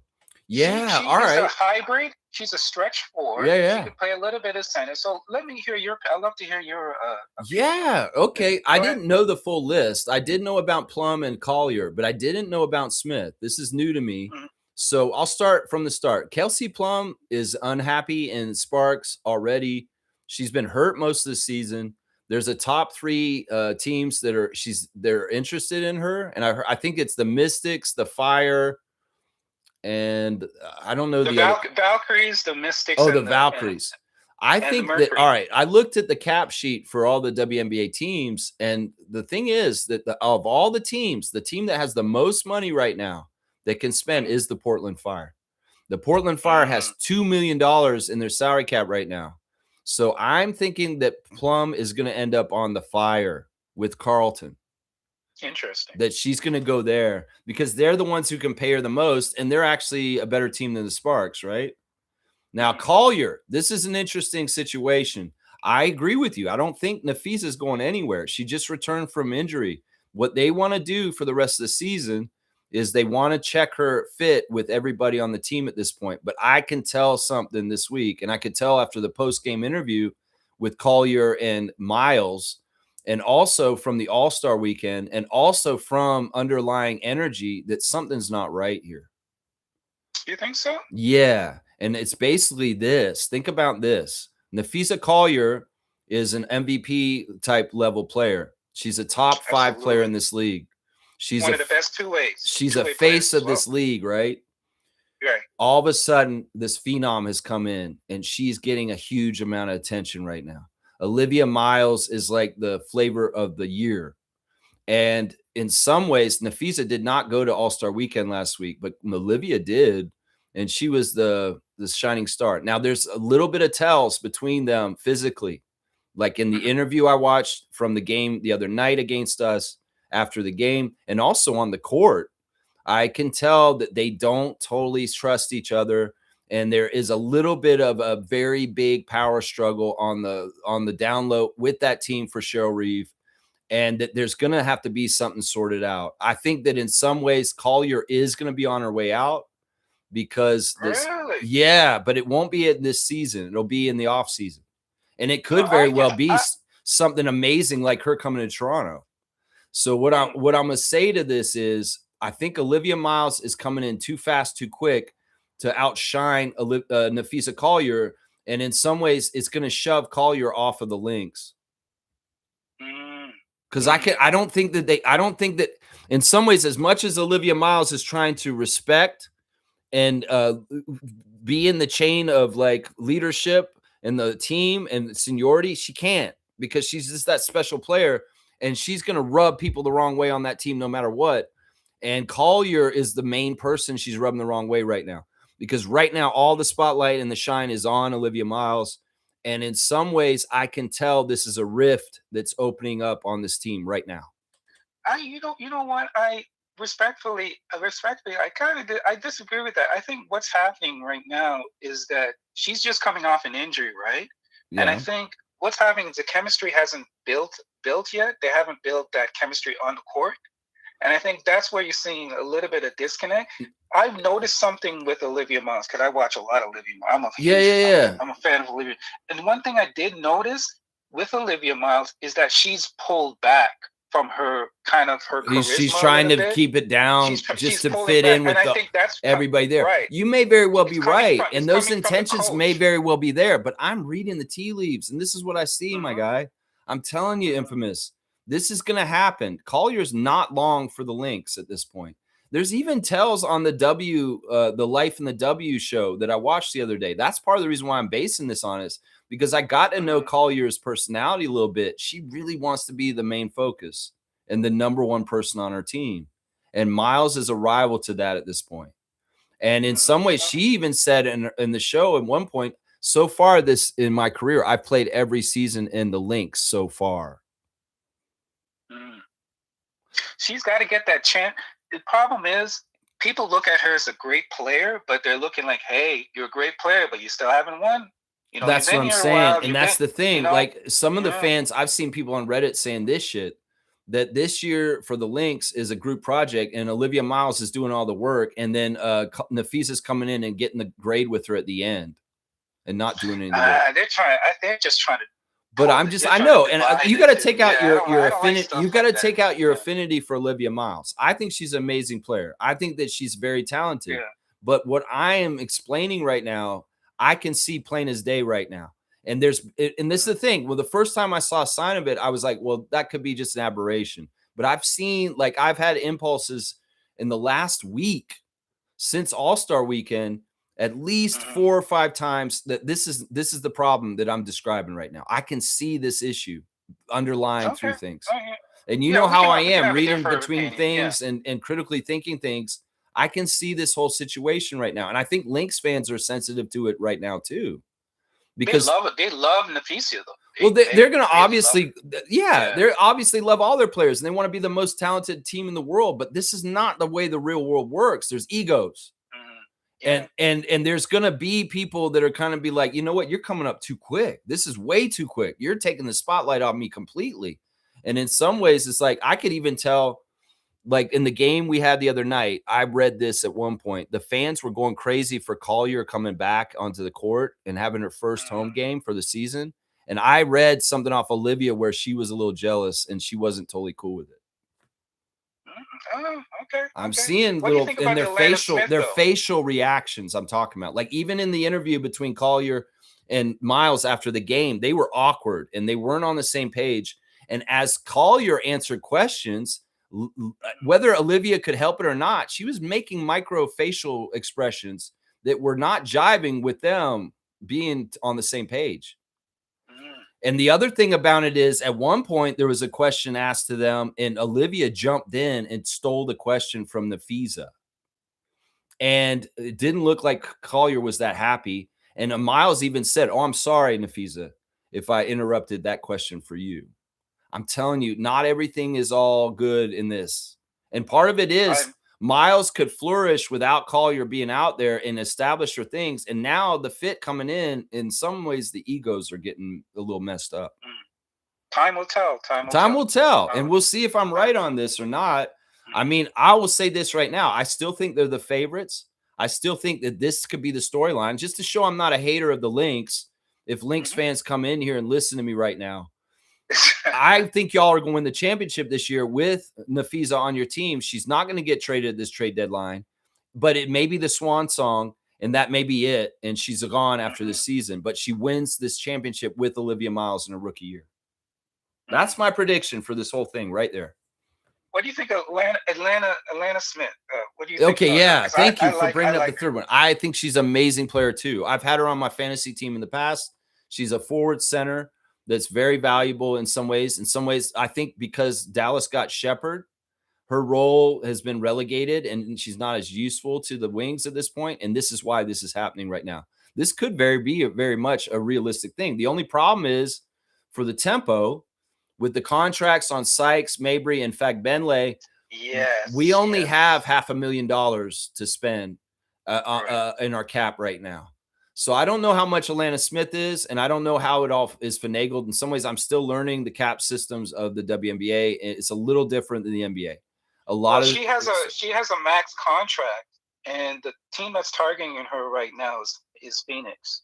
Okay. Apparently. For a rebuild. Yeah. That's what they're saying. Yeah. I mean, it's more likely that we're going to miss out on any of those big 3 free agents right now. Yes, I do agree. Right now. But like Kayla Gray was speculating before our game on TSN on Tuesday night, she thinks that the Tempo are going to have a huge off season and that we're going to actually get some very premium good players in a roundabout way just because of the attraction of Sandy and Toronto in the market. I do agree. And you know what, Lex? I think we can steal tonight's game. I think so too. I have a weird feeling about it too. Yeah, I have a feeling about it. Here's why. I think the revenge factor, right? Because we played them so close. It could go 2 ways. Yeah. It can go like a really bad blowout. Yeah. Or it could be we can win this game. I think those are I think that you're right. I think that it's either going to be like both teams have tape from Tuesday. The Lynx and Cheryl Reeve are very good, and they're very professional, and they're ultimate competitors. So I could see it going that way where it's like, man, they were too close. We should have beat them worse. Let's beat the hell out of them in Toronto. Or we look at our tape and we clean up some of the turnovers and the dumb stuff we did in Tuesday, and we play even more perfect, and we do get a narrow win. But it'll be narrow. We're not going to blow out Minnesota. We're not going to blow out Minnesota. No, we're not. It's going to be like a sneaky backdoor win. Right. It may be very difficult. It'll help if Sabally and Harrison are back. It'll definitely help. Absolutely. Yeah, good predictions. All right, one last thing, Infamous, before I let you go. The one last thing. There was something you kind of ran away from the other day. Okay. It's just because you have your Raptor hat on, but I'm going to take my Raptor hat and just put it on the counter for one quick minute. Okay. And I'm going to give my answer to the question I was asked. And the question I was asked was the top starting lineup. I believe it was top starting lineups in the East. Right? Oh, okay. The ranking of the teams in the East. Right. Yeah, I put us at third with only 2 teams above us, possibly. I'm going with my list. I have number 1. I have the 76ers. Okay. I think the 76ers are number 1. And here's the thing that people got to understand with the 76ers. A lot of those players on the team have something to prove. Almost every player on that team has something to prove. Yeah, right? I won't disagree with that. The problem is going to be chemistry. I think they're not going to get their chemistry straight until around the All-Star break. Because you have a lot of alpha males there that want to think about it. Well, you also got to factor in, well, if they're trying to fix their chemistry, what if Joel's missing big chunks of that and they can't actually really figure it out? That's part of the chemistry, because you got to remember, you got their point guard there. He was slated to be the number one guy. Now he's got to take a back seat. You got Brown coming in because Brown said his best season was a season where he was the number 1 guy. So you got another guy with a number 1 mentality. Then you got I can see this coming in. So everybody, their chemistry is going to be a little bit off, because everybody might say, "Hey, I want to be the guy." I want to do a U-turn real quick. You don't get mad at me for this, because I don't like talking about the Sixers too much. It's your show. What I would say is this, and you just reminded me of something that Euskata said in the interview with Lindsey Dunn, that their season this year with the Tempo they have not figured out who they are this whole season, is what Laura said, is because the injuries and because people have come and gone, they don't really have an identity for their team. And I think this is what you're talking about with the Sixers, is that they may not have a gel or an identity because certain players may be missing, or like you said, it may take a long time for them to figure out the hierarchy of things and how they want to do things with LeBron and Jaylen Brown all of a sudden. That's interesting to me from the Tempo perspective, because it makes total sense. It's like at this time in the season, normally you pretty much know where your team's identity is and what you're playing and how you are and stuff like that. The Tempo, unfortunately, have not been able to do that because of too many injuries. And that's a big key to our season. And even Collier the other day after the game, she said, it's really weird coming back right now in the middle of the season because everybody's ramped up and speedy around the league because they've been playing for a while and have a lot of games and they're all amped up. And I'm just getting started for the year. And in some ways, I feel like I have to catch up. So, this is all that kind of stuff. People are out and they come in and out of the lineup. Like Kiki just came back too. There's a ramp up and then there's matching it all up and then getting in a run where your team is all in the identity. And then, we may never get that this season because Brittany and Kiki have missed so much time. And if we can get a stretch run at the very end of the season where we're fully healthy and we can kind of formulate our identity by then, but it's just right at the end of the season. Oh, well, I mean, at least we did it at some point. So, correct. But I can see this with the Sixers too, and that's a good example. Yeah. Right. I'm just going to finish off the list. My second would be the Knicks. Yeah. My third would be the Cavs, and I believe the Raptors will be fourth below. I mean, this is not that different from what I said. I said basically what I was saying, and it wasn't even my ranking. My ranking is we're number 1. That's my personal ranking. Oh yeah, I know. What I was saying the other day was if anybody's ranking any teams above us in the East, the only 2 I will accept are Philadelphia, New York. Those are the only 2 teams I will accept being above us in the rankings. Not Indiana, not Cleveland, not Miami, not Atlanta. That was my whole point the other day. Is like, no, I'm not ranking. Yeah, to be clear, I'm not. There's everybody listening. I'm not ranking the teams. I'm ranking the starting lineups. Oh, okay. Yeah, so I'm not really looking at the team overall, but as far as starting lineups go, the first 5. No, so I get that. I get that. You got to respect what Philadelphia's put together at this point. You really do. Yeah. I think that it's a little quick to put Cleveland above us like that because we don't know what James Harden's doing right now yet. Here's the thing that this is going to transition. This is my last point. Okay. This is going to transition to what I was going to go really into. And I think you did a brilliant job breaking it down. One of the things that really kind of messed us up is that I love last year how we took the whole team. We were in Europe and we built chemistry. With this whole Kawhi situation, the thing that's going to take a while for us is to build that chemistry on the court with our players to a certain degree. Because we haven't had to, because this whole thing has been a little bit on hold. Yeah, I mean, I would look at the track record of Kawhi from before, the professionalism of the team. I mean, in some ways, look, if the whole entire team other than Kawhi is working together and doing all the things they normally do, and you just add Kawhi as the last big piece on top at the training camp, I think we can ingratiate and initiate him into things. I hope so. In the right way, on the right time frame. Because once again, and I've said this a couple times in the last week, the offseason was always the offseason in the past. And all this extra stuff that people do in the summer, there's different levels of it. Some teams are not doing anything in the summer. You can tell when it comes around the season. And some teams are doing a lot like we have in the last couple summers. This year, it may be a little bit different because of the aspiration scandal. It may be a little bit different because Kawhi Leonard's just the way he is. I mean, there's no telling, even if this stuff wasn't being held up, that Kawhi wasn't going to just show up on the first day of training camp anyway, regardless of whether this stuff's being held up or anything like that, because that's the pattern he showed from before. Right. So I wouldn't worry about it. He's a top level player. He's a top 10 player in this league. You can add him anywhere and he's going to figure it out. And they're going to know how to play with him because they're fans of his.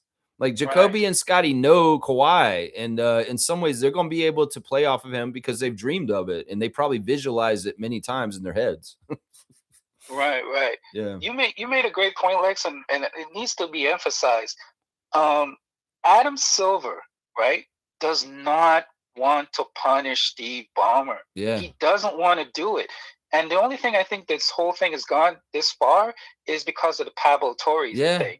If the Pablo Torre thing didn't pop up, it would have been something that would have been quickly swept under the rug. Yeah, nobody would even know about it. It would just be like one of these travesties that evil that men do behind closed doors that nobody ever knows about. That's the sad thing about the child rapist in the White House. We know about all this evil shit he's doing.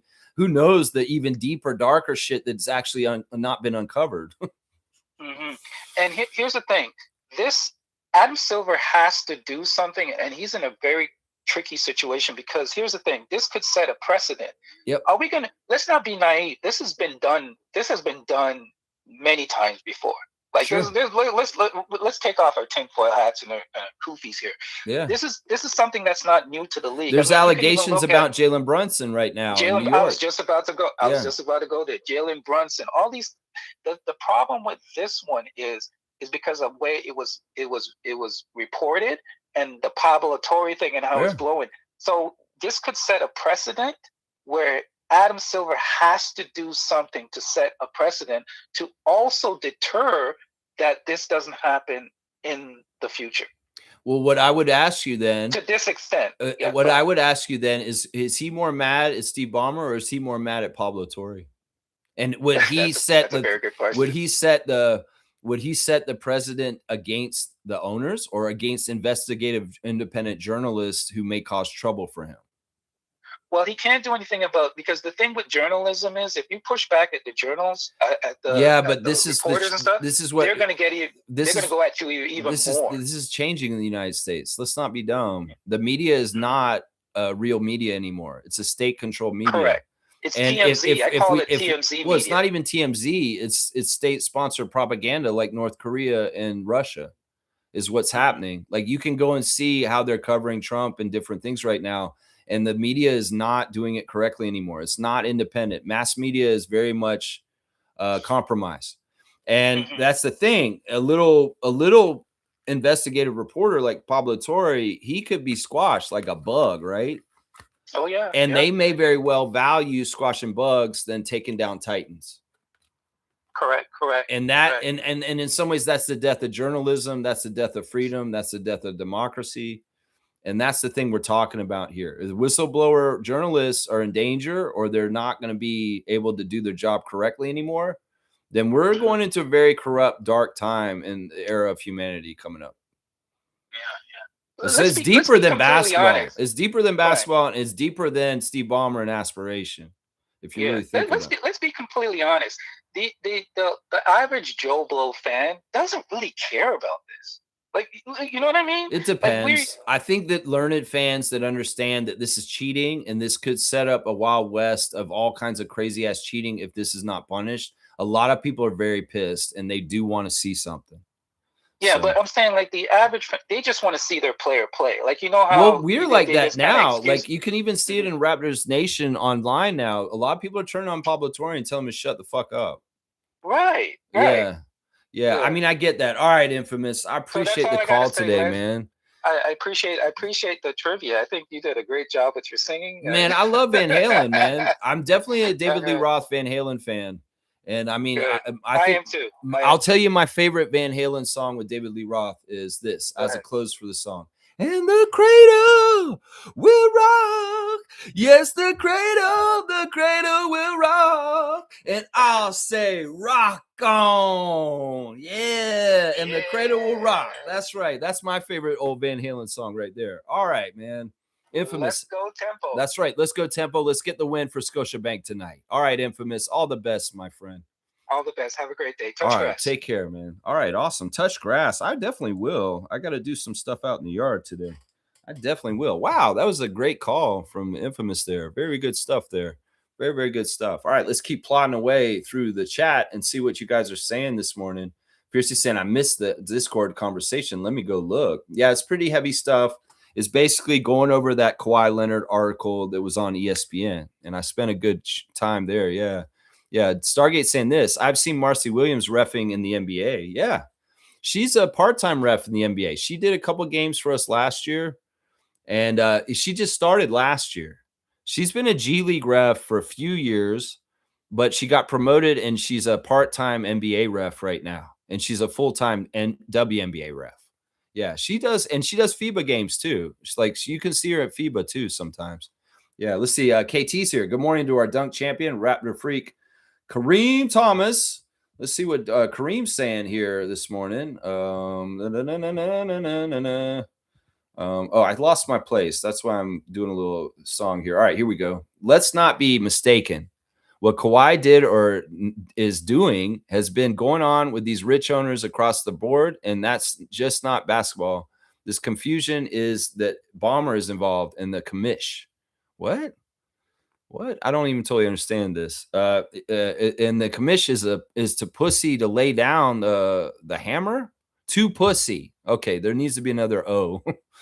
Sorry. Just wanted to say that. Let's get after it, Tempo.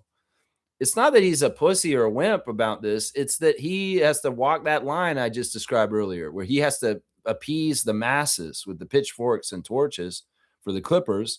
And he also has to be careful messing with a billionaire owner who has a lot of litigious natures and lawyers and money.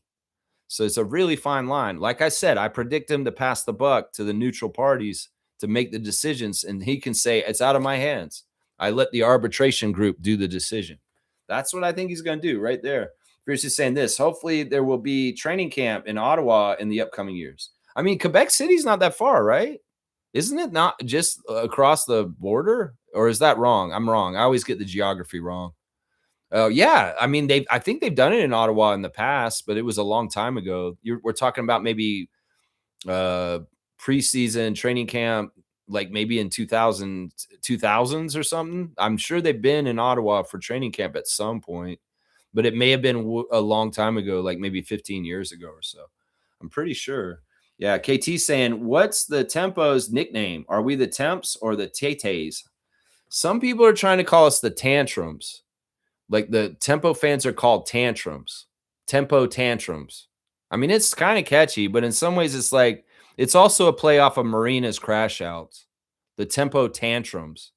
That is kind of a common nickname for Tempo Nation right now. But fuck that. We're Tempo Nation. I don't think we have anything like this. Once again, when people ask about nicknames for new players on the Raptors, this stuff is all organically derived. It's not stuff you can just name and label with your ego and say, "Oh, we're going to call Colin Combo." Okay, are we calling Colin Combo? Is everybody calling him Combo? No, certain select people are calling him Combo. Have you heard Matt Devlin call him Combo in the games this year? No. His name, according to the team, is Bam Bam. And that's the crazy thing. Colin Murray-Boyles' nickname is Bam Bam, according to his teammates. They call him Bam Bam. We found that out on an open gym this summer. So it's like the nicknames and things, they come about or organically. And they're not some you can force or just like, oh, I'm going to make up the nickname for Toronto Tempo Fan Nation. It's the Tempo Tantrums. No, it may stick, though. A lot of people are using the Tantrums as our nickname. So that's the front runner right now, KT. I'm not totally into it. It's not long standing. Maybe it works while Marina's on our team. But once Mabry, if Mabry's not on our team at some point, are we still going to be Tantrums after that? That doesn't make no sense, right? Fiercely saying this. Hopefully there will be a training camp. And oh yeah, I already read that one. Smooth saying this. We all know if Toronto agreed to the trade going through, the NBA would issue punishment immediately. That's not. You don't know if that's for sure. That's not true. Reggie, you're just, in some ways, you're making a victim call on this. We're not victim like that. Once again, we're not going to be victims in this shit. Even if the press tries to portray us as getting slighted, even if it seems like it to Chicken Littles and nephews in the nation that we're getting screwed over, I don't see it. Once again, I'm standing in my own power, and I'm not allowing people to diminish our power.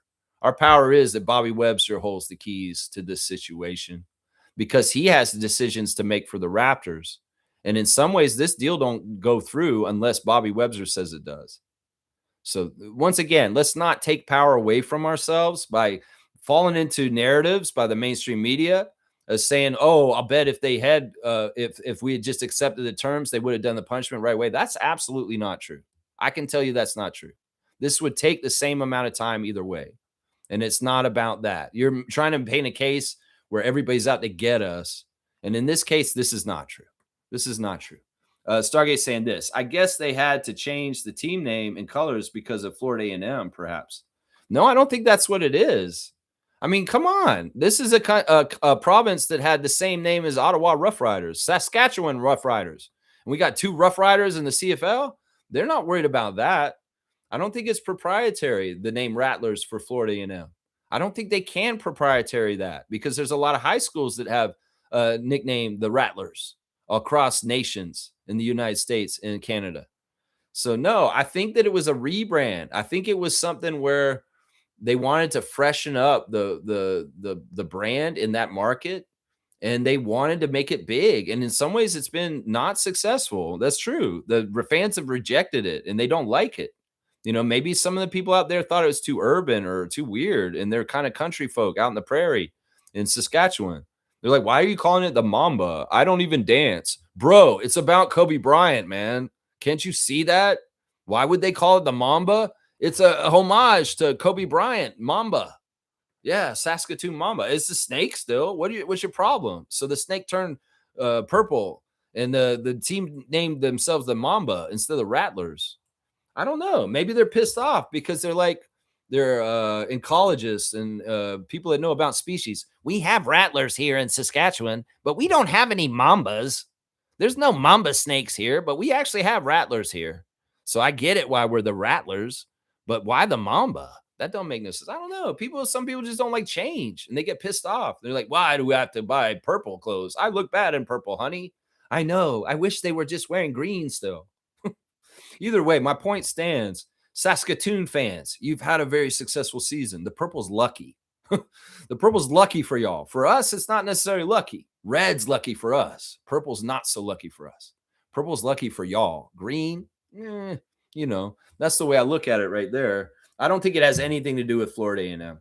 Shaq Lindsay saying this. Kareem, so you're telling me that Kawhi is guilty for taking money from a rich owner? It's a shakedown of the Raptors. That's what's going on right now. No, it's not. It's a media shakedown, but you can believe the hype just as much as you can believe any of the other hype in the media right now about politics or any kind of bullshit right now. I did a very good job of delineating that article just now and telling the truth between the lines and reading between it. And I read it from a perspective for us and actually like where we stand legally on ground. Like I said, Bobby has way more power in this situation than anybody is actually talking about in the media. And that should give Raptors fans security and feeling okay about what's going on. Once again, we're not run by idiots. We're not run by somebody who's going to get tricked. We're run by Bobby Webster, who worked in hand with Masai Ujiri before. And these guys are extremely capable front office. And Bobby is very smart. You think Bobby Webster wants to look dumb at the end of this thing? He will not let us look dumb, guys. He's a good leader, and he's a very shrewd person. And that's what I say to this right now. Yeah, Shaq Lindsay's here. Good morning, Shaq Lindsay. And guys, thanks for supporting the channel, Reggie and Shaq Lindsay. And Fiercey, too, and Trevor. Kawhi and Uncle Dennis don't care where the money's coming from. That's not their job. It's the owners that have to worry about that. You know, it's true. Like what Infamous saying and other people saying, there's these kind of deals have been going on in smaller ways and different ways all along for a long, long time in the NBA. It's just, it's weird when some of it is like, okay, that's cap circumvention. There's probably this kind of shit going on regularly and to a certain degree, but the owners are kind of like, yeah, you can do a little bit of it. It's maybe just the astronomical number of 28 million. That's a big problem with it. It's also maybe possibly our grievances in the whole thing about how they lured him away from us in the first place after our championship. You know, there's a lot to this, and we can make it more complicated by trying to look at it over complicated. But and to me, it's very simple. If you really just think about it logically and you look through it and think about what's actually the motives of each party and what is actually the lay of the land with the rules and the laws and what's actually possible, you can suss this out and figure out what's going to happen. You can. And I kind of broke it down earlier. I broke it down. Reggie's saying this: if Leonard wanted to go to Boston, Golden State, or Lakers, all this would be settled and fast. See, this is the talk that's going on Reddit and social media spaces by depressed and down and out Raptors nephews and casual nation that are trying to make this sound worse. It may not even be our own people. It could be other fans, once again, coming in or bots. And they're trying to make us sound sad and coming in and saying, I hate this. This is making me so upset. This Kawhi thing is ruining my summer. Oh, y'all want to be kicking and screaming little babies at the A&W and the food court at the Eaton Center. You go ahead and do that. I'm not going to do that. I'm going to have pride. I'm going to stand on my feet. I'm going to trust Bobby. And I'm going to know that we're going to sail this ship through this shit. And that clipper ship next to us may be burning down and going sinking to the ground because of picks getting taken from them, but we're going to be fine either way. Don't buy into this shit. What is this? A woulda, coulda, shoulda, Reggie? You've given me two woulda, coulda, shouldas. If it was this, if it was that, it would be like this. If it was the Lakers, it would be like this. If it was the Celtics, you may be right, but we don't know for sure. And who gives a shit either way? It is what it is, right? Are we talking about what if scenarios? No, we're talking about what is scenarios. And we could say, what if it was the Celtics? They would pass that deal and they'd sweep it on the rug and no problems would be happening. That's probably not true, first of all. But it could be. But we don't know. Either way, it doesn't matter. It's superfluous. It's something that is not pertaining to the case because it's not actually something happening. So y'all can go ahead and get in all conniptions and rolling around on the ground and being all upset like that little kid who didn't get the toy from the kids pack at the meal in A&W in the food court. And mom said, no, you can't have it. You've been a bad boy today. I want that toy, mommy. You go ahead and do that. But I'll be a man standing on my own 2 feet and trusting in the head of basketball operations, Bobby Webster. There's choices here. We can nephew out on this if y'all want to and make up all these kind of scenarios. Oh, if it was New York, they would have done it already. We don't know. We don't know any of this. There's a woulda, coulda situations, and you're building a house of cards that I can hit and smack over easy that you're going to try and burn down yourself in? Like, why would you do that, Reggie? Let's have some pride. Let's stand on our own 2 feet. You're a man, Reggie. I know you're a man. You're a smooth brown man. And you're not a nephew. You're not a toddler kicking and screaming on the floor. So let's not make these comments because these are woulda, coulda, shouldas that aren't even important. That's right. Kareem's saying this: Fiercey, are you with Carnival? And are you doing Eastern or Western Caribbean cruise? I'm interested because I did both. It is Carnival weekend, and it will be Carnival game tonight at Scotiabank Arena. We need to play very perfect and give it to the Lynx the best we can, and maybe improve off of our excellent job against them on Tuesday, even though we didn't win. That's right. Mr. Greg's here. Good morning, everyone. Have a great time, Fiercey. Yeah. Some of us want to trade places with you, Fiercey. Get on that boat and hear the we're leaving the port. You know, I went on a cruise once, and the thing that I found out is don't ever fuck around with missing the time to get on the boat. There were a couple times in this big, huge Royal Caribbean cruise line that I took. I went from Seattle to Alaska, and it was for my honeymoon after my marriage. And we would stop in ports like in BC, and people would get off and they go do activities, and they'd be very, very saying like, you need to be back by this time because we're not going to wait for anybody. And if you don't, well, you're in trouble. This happens all the time. People get fucked up and they get behind and they don't make the ship leaving, and they're running down the dock. Hey, hey, hey, hey, and they fucking get left. Actually, you know what happens? They have to pay out the ass to get a little boat or something to deliver them to the boat while it's cruising somewhere else already, or a helicopter or something. They have to do crazy shit like that. And the person, either that or you got to make your own arrangements to get back. So if you do any port of calls, make sure you stick to the schedule, because you don't want to be one of these people running down the dock as the ship is taking off, right? Oh, that shit is crazy, man. That shit is crazy. Yeah, what islands are they stopping at? All right, y'all want to do a stream talking to Fiercey about her cruise? Y'all go ahead. Y'all go ahead. We should get set up her own stream there. We can do that. Hopefully she'll answer your questions. We'll see. Mr. Greg saying, I think the Kiki Rice injury was a fluke. It was the way she landed and unfortunately turned her ankle. This is kind of what I was alluding to earlier when I was talking about the outward tenacity of Kiki Rice is very strong, because the thing is she's taking bumps and lumps as a guard already. She's not coming in as a weak little rookie that needs to build up. She's coming in very strong already. And I think Mr. Greg's right. I think that it was a freak accident in the ankle turning and what happened to her. And this is not normal for the course for her. I think that, in fact, when they did her scout on her out of UCLA, Monica and Eli were probably thinking she's a very durable player and very tough, and we'll value that about her too.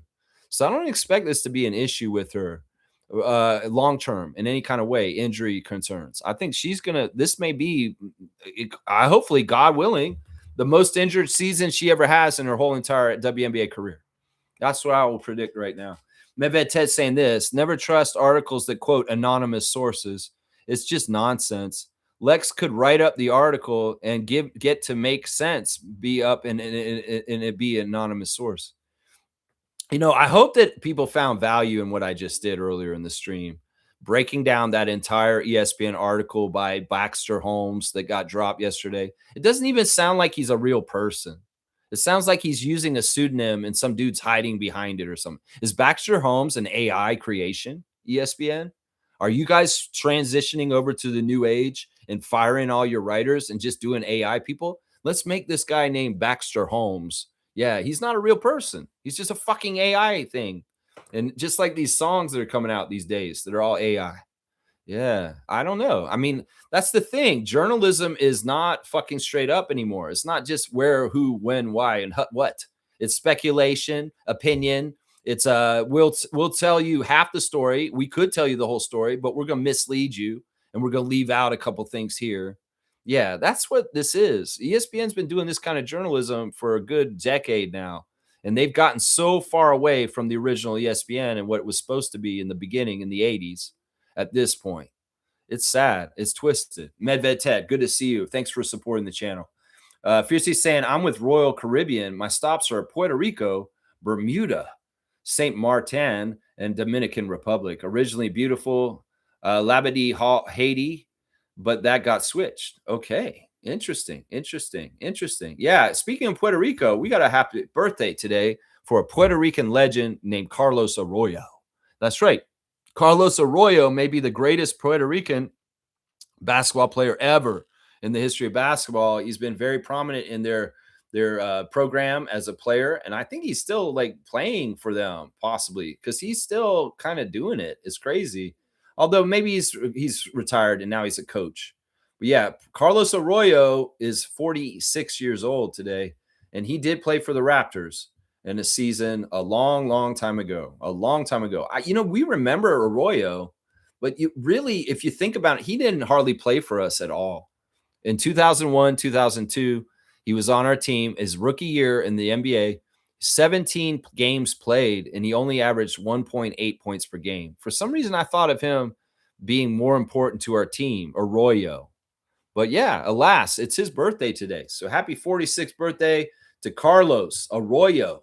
Speaking of Puerto Rico, you brought up Puerto Rico. I was like, hey, I got something for that. It's a birthday. It's a birthday. That's right. Shaq Lindsay saying Steve Ballmer was pimping Kawhi, treated him like he was some trophy. I'm sure he wined and dined him. He wined and dined him. And also took him to the finesse establishment. Finesse establishment. Is that a rub and tug? Is that what that is? Is that the jargon for that? A finesse establishment? Oh, that's a rub and tug. Oh, that's a spa, a massage parlor. Oh, a special price, happy ending.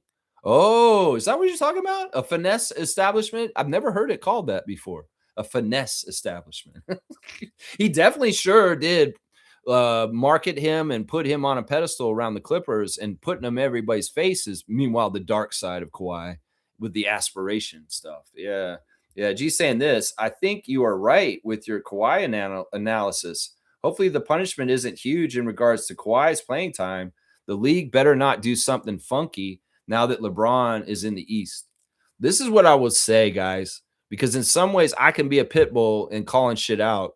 If anything goes south and there is some sort of very wrong and unfair outcome that goes towards the Raptors, you trust me, I will have an epic Friday freak out, guys. Right now, the way things are cruising along, just like that ship that Fiercey's on, where you have smooth sailing. But I'll tell you right now, if there's thunder and lightning and rough seas ahead because of aspiration scandal for Toronto Raptors and Bobby Webster, you will hear my wrath on this channel.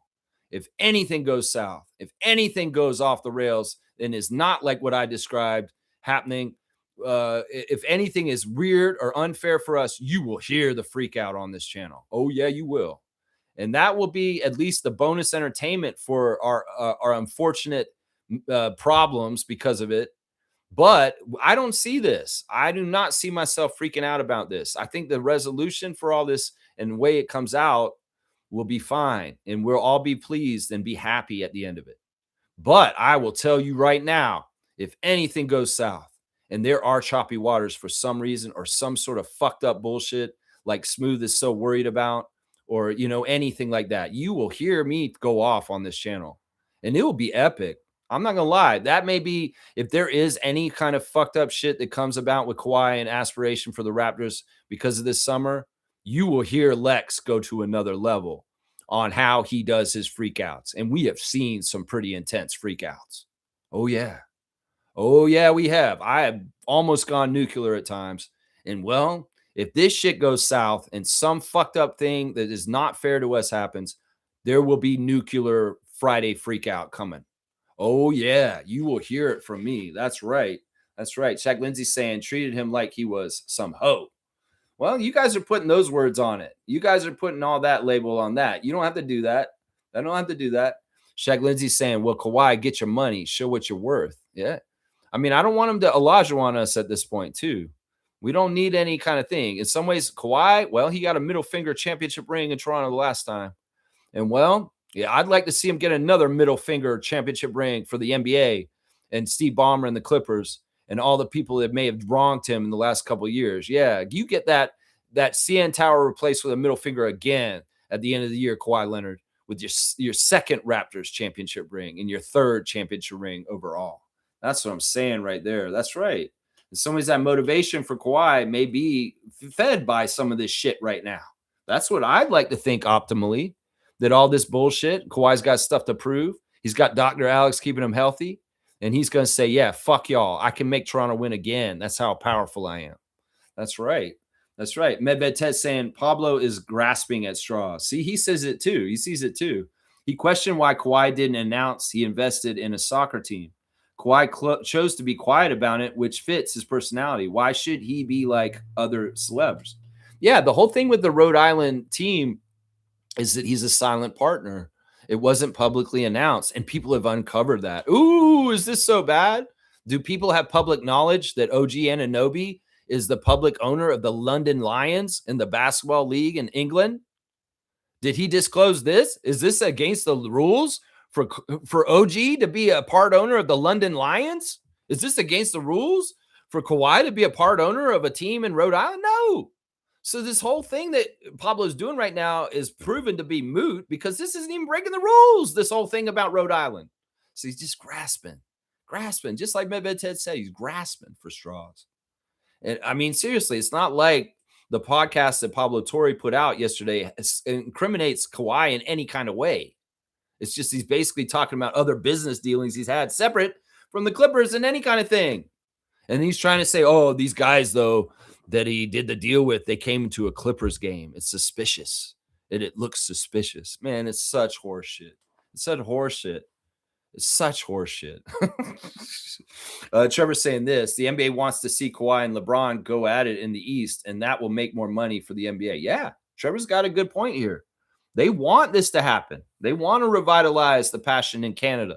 You know, Kawhi Leonard coming back here activates a lot of casual fans in Canada that may not have paid attention since he left. It was like, oh, Kawhi's gone. They're not a top team anymore. I don't really watch basketball. I only watch it when they have the best chance. I don't really watch the Blue Jays either, but I watched them last year when they went to the World Series. You know, there's a lot of fans like that in Canada that aren't diehard sports fans. They're not Raptor freaks. They're people that will casually pay attention. And in some ways, it's good for Raptors business for Ed Rogers III and for NBA business for Adam Silver that we activate these Raptors fans that kind of turned off the TV for watching the Raptors in the dark years of Tampa and COVID and Kawhi leaving. So he comes back. We're going to reacquire our fan base, and a whole bunch of bandwagoners will be back with us. And it'll be annoying, but it'll also mean our masses are bigger. And that'll mean more eyes on games and more, yep, exactly what Trevor's saying. Exactly what he's saying right there. Shaq Lindsay's saying all this talk about voiding the trade is BS. You cannot take back Brandon and Dick. Yeah, you can. Their value has diminished substantially. No, it hasn't. You will not get back equal value for what you got for Kawhi. Two disgruntled players on a team that desperate to trade them is not good. First of all, once again, if it was certain players, that may be true. But these are two young men that are very professional and they care about their NBA careers. In some ways, they understand, especially Brandon, for the stature of who he is in the league. This is one of the things I love about Brandon Ingram. And this is absolutely maybe possibly a pro for him and a con also. He's an easygoing guy. In some ways, Brandon Ingram's not trying to have conflict. Brandon Ingram's not trying to have issues. He wants things to be smooth. Did he have any problem playing for the Raptors last year? No. Did he like playing for the Raptors? Yes. Is he ashamed and sad that he got traded? Probably. He's not happy about it. So in some ways, even if a roundabout, convoluted way where things get all fucked up and Bobby says no about the cookie jar at the flea market in the end, if Brandon and Grady come back, they're going to be good professionals and they will just come back and just be Raptors again. They might possibly get traded. If they aren't happy with what happened, Bobby might have to shuffle and make a secondary move really fast to get either one of them out.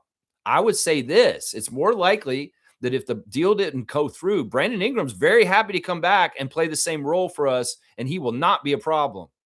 I'm going to tell you that right now. It's not like Brandon is one of these dudes that's like, no, man, I saw what y'all were doing. No, we've done things correctly as a team. As our fan nation, we've shown an outpouring of love towards him and a respect and a thank you towards him. Our team has built him up to an all-star last year again. He returned to form after injury. So everything we did to help Brandon is exactly what he done. He knows it's a business. He can't get mad at us for trying to upgrade his position to get Kawhi Leonard. And even if this falls through, even if this seems toxic as fuck, because it's Grady and Brandon, two ultimate professionals, and I'm complimenting the hell out of them. They're more professional than Kawhi. They're more professional than most of the players in this league. Grady Dick and his father and mother are very professional people and understand an athletic career. And, you know, you don't shoot yourself in the foot. Does Grady want to cause more problems for himself and say, no, I won't report to Toronto. Y'all fucked me over. I hate y'all for it. No, Grady loves Toronto. Grady has a lot of good memories here. He has his rookie season. He knows all the guys. It's kind of like, hey, Kyle Lowry, this shit happened to Kyle. Let's talk about this. Kyle knew he was about to get traded to New York. He had his bags packed. And the Raptors were saying hasta la vista, and James Dolan backed out because he was scared because we fleeced him with Bargnani. And Kyle was ready to be a Knick. He was aware of this. Now, what happened after Kyle didn't get traded to the Knicks? We won a championship with him. Did he have any problem continuing with us as a professional and playing for our team? So yeah, I reject this idea too, because I know the personalities of Dick and Ingram. They're ultimate professionals, and they're not trying to fuck up their careers, and they don't want trouble like this aspiration scandal or scandals or anything like that. They're good soldiers, and they'll go where they're told to. That's the thing right there. Donald Ingram himself told me last season in person, my son doesn't want to get traded.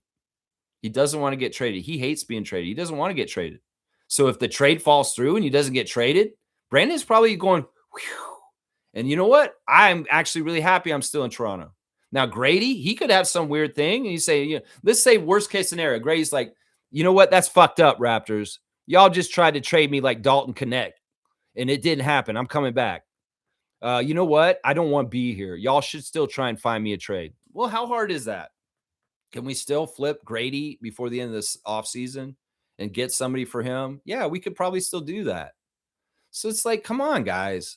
At each juncture of the decisions and each step of what happens, the thing is, you don't know the whole outcome to the end yet. So all y'all are wanting to fill in the answers and try and figure it out. At each juncture, we respond and we figure out what we do next after each thing happens. That's the way processes work. And I would say this, those guys are good professionals.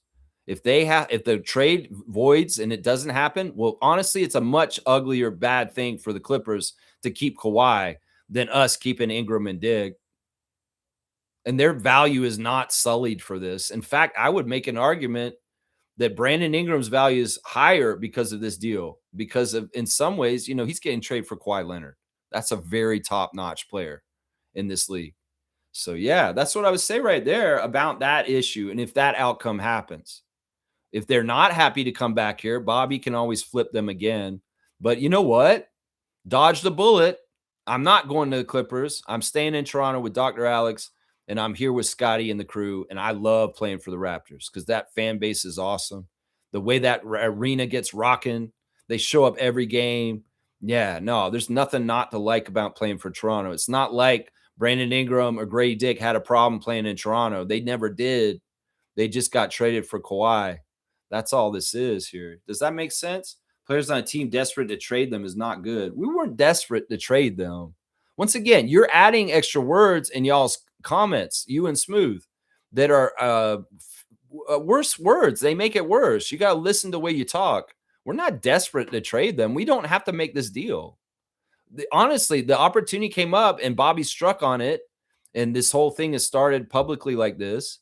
But we could have easily just gone through this whole offseason, had none of this Kawhi shit happen. And Brandon Ingram and Grady Dick are coming back next year, and we were never desperate to trade them. That's not the right word right there. That's not it. Medvedev saying Pablo, a New Yorker, will never investigate the Knicks, Brunson, and the $113 million he left on the table, but he has all this energy for Kawhi. He's a shit disturber in some ways. I respect him and I appreciate him, but at this point, it's tired. Pablo, it's tired. You got the big enchilada. You caused this whole mess. In some ways, I'm proud of you and I'm happy for you, like the Pulitzer is. But at this point, it's kind of pathetic. It's like you're beating a dead horse. And honestly, you don't have anything to beat out of the horse anymore. It's dried up. And that's where you're grasping yesterday. That's what it is right there. And you probably got a good point, Medvedev. That's the thing. Some of these people that do these weapons in media, like Jake Fisher and Pablo Torre, they won't turn on their favorite teams. They won't come after them with their speculative reporting and toxic trade rumors and shit like that. No, they won't do that, but they will take every opportunity to do it to franchises they don't respect or like.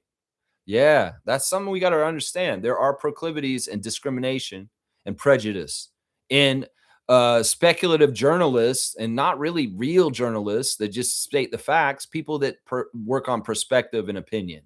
That's what I'm saying right there. Yeah. Shaq Lindsay saying the players union need to step in if this goes past preseason.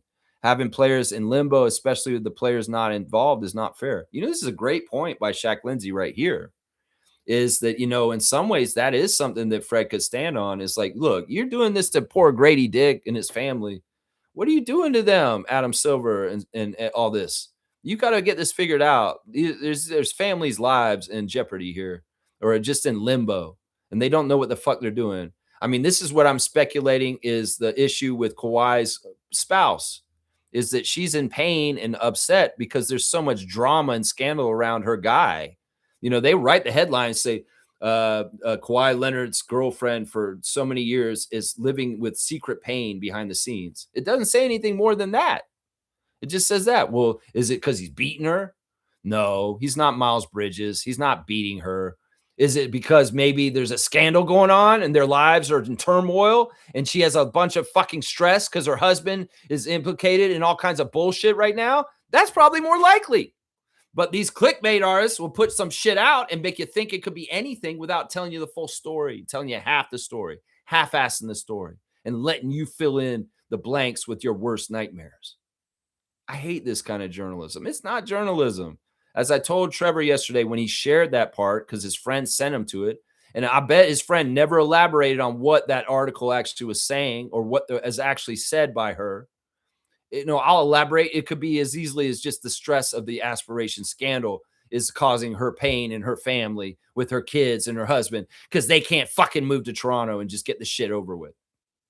There's a lot of ways to read between the lines. And if you want to read through them as negative as possible, you can see the worst scenarios. But you can also, if you read between the lines, well, this article is really bad journalism. This isn't even journalism. This is below National Enquirer. This is below TMZ level shit, is what some of the shit you see on the internet, which is just a blurb, a half a headline, doesn't actually have a link to the story. You just see some shit, and it makes you wonder. I wonder what's going on with Kawhi's spouse. Why is she in pain behind the scenes? Maybe she's have health concerns, and she's been having trouble. That has nothing to do with anything with basketball or Kawhi. That she's in pain because she's having some sort of digestive issue. I don't know. We could say, what is all the answers, Richard Dawson on the Family Feud board? What are the issues with Kawhi's spouse? He's beating her? No, that's not on the board. Strike. Is it because aspiration's stressful and this fucking shit needs to end? Ding, ding, ding. That's the number one answer. You want to play or pass? We'll go ahead and play, Richard. Okay. All right. Family Feud. Dun, dun, dun, dun, dun, dun, dun, dun. I mean, seriously, fill in the blanks. What the fuck is the answer? And what is this half-ass clickbait kind of bullshit where you give me half the story and you don't fill in the rest? No, I ain't about this. And honestly, Trevor, your friend, he's not a friend if he send you bullshit like that and he won't fill in the blanks for you. And you honestly need to tell him, I don't need this shit in my life because this isn't journalism. This is nothing. This is a piece of crap. This is a meme with a picture and a quote, and that's it. And it's actually very much prevalent in the internet these days in political circles. People telling half the story to fearmonger, and they don't even fucking tell you the whole story and the juice of it when you've clicked through in the clickbait. It's crazy, man. It's crazy. Yeah, I agree with this, Shaq Lindsay. If you're putting players in limbo and families in limbo, the Players Association needs to come say, hey, they need to be able to go and report and do what they need to do. Once again, Fred and the Players Association is going to help Kawhi Leonard, and by product will help the Raptors. Because in some ways, we don't give a shit what happens to Steve Ballmer and the Clippers. We only care about what happens to Kawhi at this point in the deal. That's all we care about, right? That's it. That's it. Seymour saying Josh Richardson, who underachieved, retires today. Yeah, this is not news to me. I don't care. Who cares? There's a lot of people retiring this summer, and in some ways, it's not news to me. Seymour, I love you, man. KT saying this, I feel like if the trade doesn't happen for whatever reason, both Grady and Brandon will probably ask for a trade. That's just my opinion. I don't think that's true. I don't think that's true. And I'll suss it out this way. Brandon's more likely to for sure come back and play for us. He spent a lot of time in New Orleans. He knows exactly what being on a bad team is like. And honestly, if he can have a sure thing as knowing what he's going to expect in Toronto, he'll stick to it. I think you guys are putting your own personal emotions in this too much. These guys know it's a business. In some ways, they probably are very happy and they think glowingly of the Raptors organization. Even they're trying to trade them right now because they'll be like, yeah, man, they've been so professional. They treated my dad and Glorilla so well. And honestly, I don't really have anything bad to say. I'm sad that they want to trade me right now for Kawhi. You guys are putting your own personal shit in this. You got to filter your own shit out, Kareem. You personally think that? No, I can read between the lines and I can tell you. And I interacted with his dad, and I understand in some ways Brandon's psychology a little bit. You got to understand he wasted away in New Orleans for too long. In Toronto, he knows he has a sure thing that's actually good for to think. Even the Clippers, going to Clippers is a downgrade from the Raptors. And I could see, Grady may be more upset than Brandon, partly because he's looking for new opportunities and he may have ran his course in Toronto and he's easier to flip. But I'll bet you money right now, Brandon Ingram, if he has to come back to Toronto, he will do it and he will not have any issues in any kind of way. Because once again, even though Brandon seems like he's aloof and a little lackadaisical, he is a true professional and he's a good guy. And in some ways, if it ain't broke, it don't fix it. In some ways, we're trying to trade him. But in some ways, he'd be like, you know what? I understand. It's a business. He understands this. He's an adult. If you're immature, you might react like that. If you're immature, oh, you guys try to trade me. I'm immature. I'm going to be all pissed at you. And I'm going to make my life even more complicated and worse. No, it could go a couple different ways. You might be right, but I'm going to tell you the percentage of you being right is not probably right. My percentage is probably more right. It's probably more right because Brandon Ingram's an adult. He doesn't have to feel childish emotions about, oh, you slighted me. You tried to trade me. You stabbed me in the back. This isn't a fucking New Jack City movie where somebody turns on you and it's, oh, life or death. You fucking out, man. You showed your true colors. You're out. No, this is the NBA and weird shit like this happens. Dalton Connect. He's been they tried to trade him twice since. He still show up. He still comes to the game because he wants to play in the NBA. That's the thing that matters more than their egos is that I want to play in the NBA. That's what you're not saying here. Ghost is back. Good to see Ghost, man. Adam Silver is corrupt as fuck. Yeah, the no lies told there. Pablo Torre been collecting receipts. Yeah, these receipts may not be good enough for the investigators. In some ways, he's got the receipts, but will they be validated as saying that, yeah, this is the smoking gun and Steve Ballmer's in trouble? Or will Adam Silver bury it and say, no, this isn't here. This isn't that. And the arbitrators have found that there's no wrongdoing and Steve Ballmer and Kawhi Leonard are off scot-free. I mean, you could say Pablo Torre's got the receipts. Yeah, he's been saying he's got receipts for a year now. But in some ways, it doesn't matter if Pablo Torre has the receipts because this is not a true court of justice in the United States government. This is a NBA circus show that is just for window dressing. And it's not necessarily truly an investigation. Let's just put it that way. Ghost is saying this, with this and the Malik Beasley business, can anyone trust the NBA's executive leadership? This era that we're in right now is the veil is being lifted on a lot of corruption that's been below the scenes a long, long time. A long, long time. It's just that we have better ways of detecting it and seeing it because of cameras everywhere, social media, the way that information gets traded around and all kinds of stuff in today's day and age is a lot different than newspapers and radio and TV. The corruption and a lot of this stuff has always been there. It's just the veil's being lifted in society in general, and we can all see it. A very good example is something dear to your heart, the genocide in Gaza. A lot of the snow job on what Israel's been doing to the Palestinians for decades and decades and decades has been covered up in a good PR job with a lot of bullshit. But now the reality of it all is seen, and everybody's seeing the truth about Gaza and the Palestinians. This is symbolic of what I'm talking about in general. That's a way more serious situation. And I'm not comparing them, but I'm trying to use it as an example to show you the veil is being lifted and people can see the truth on a lot of different issues more than ever now. And yeah, this has probably been an issue all the way back to David Stern. You could probably go all the way back to Larry O'Brien and find a whole bunch of corruption in the NBA. Back then, it was screwing over the players. The NBA was using the players to get a lot of money, and they were not paying them properly. And labor dispute had to get that right for the players. So there's always been corruption and wrongdoing behind things. It's just the veil's lifted. The veil's lifted. We can see the genocide in Gaza so clear at this point. So clear. That's right. That's what I say right there. Ghost is saying neutral. We'll see. These corporations usually find a way around that, but we'll see. That's what I'm saying. They're puppets. I mean, the thing about it in the wording is, though, that the arbitration neutral parties, the 3 people panel and the arbitrator themselves, they are separate people. There's 4 different people. There are people that are agreed upon by both the Players Association and the NBA, which is the owners. So that's the thing. They're supposed to be neutral parties. So Fred and his group look at the people and say, yeah, this guy's a fair and unbiased person, and the owners will have to agree too. It's kind of like jury selection and finding the right people that will be unbiased and be able to be the correct judgment in a neutral way. So it could very well be they are neutral people.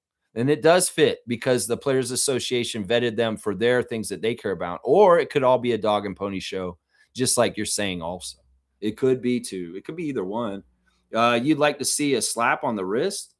I'd like to see a slap on the wrist. No, I'd like to see Steve Ballmer get nailed. But in some ways, I have a selfish, you got to understand, I'm the Raptors freak. I'm very much a pro propaganda machine for the Raptors in all ways. If we're trying to get Kawhi, well, the ends the means for that. Yeah. I'm going to say things that are protecting Kawhi at this point. But no, I do want to see the Clippers ship go down in the harbor with Steve Ballmer in the middle of it. The captain must go down with the ship. I definitely want to see that. Ghost is saying the anti-Pablo Torre line I'm seeing online is wild. Basketball fans are simps.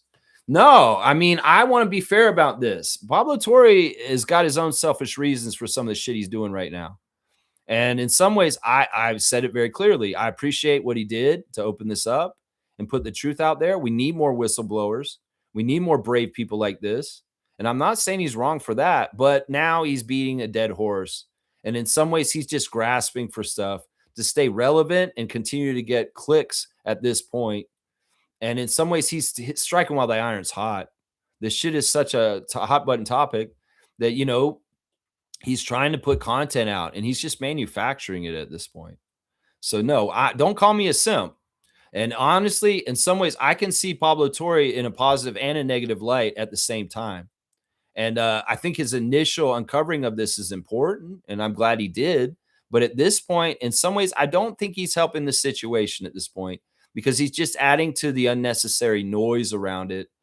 While the actual things that are happening are more important, we should focus on them.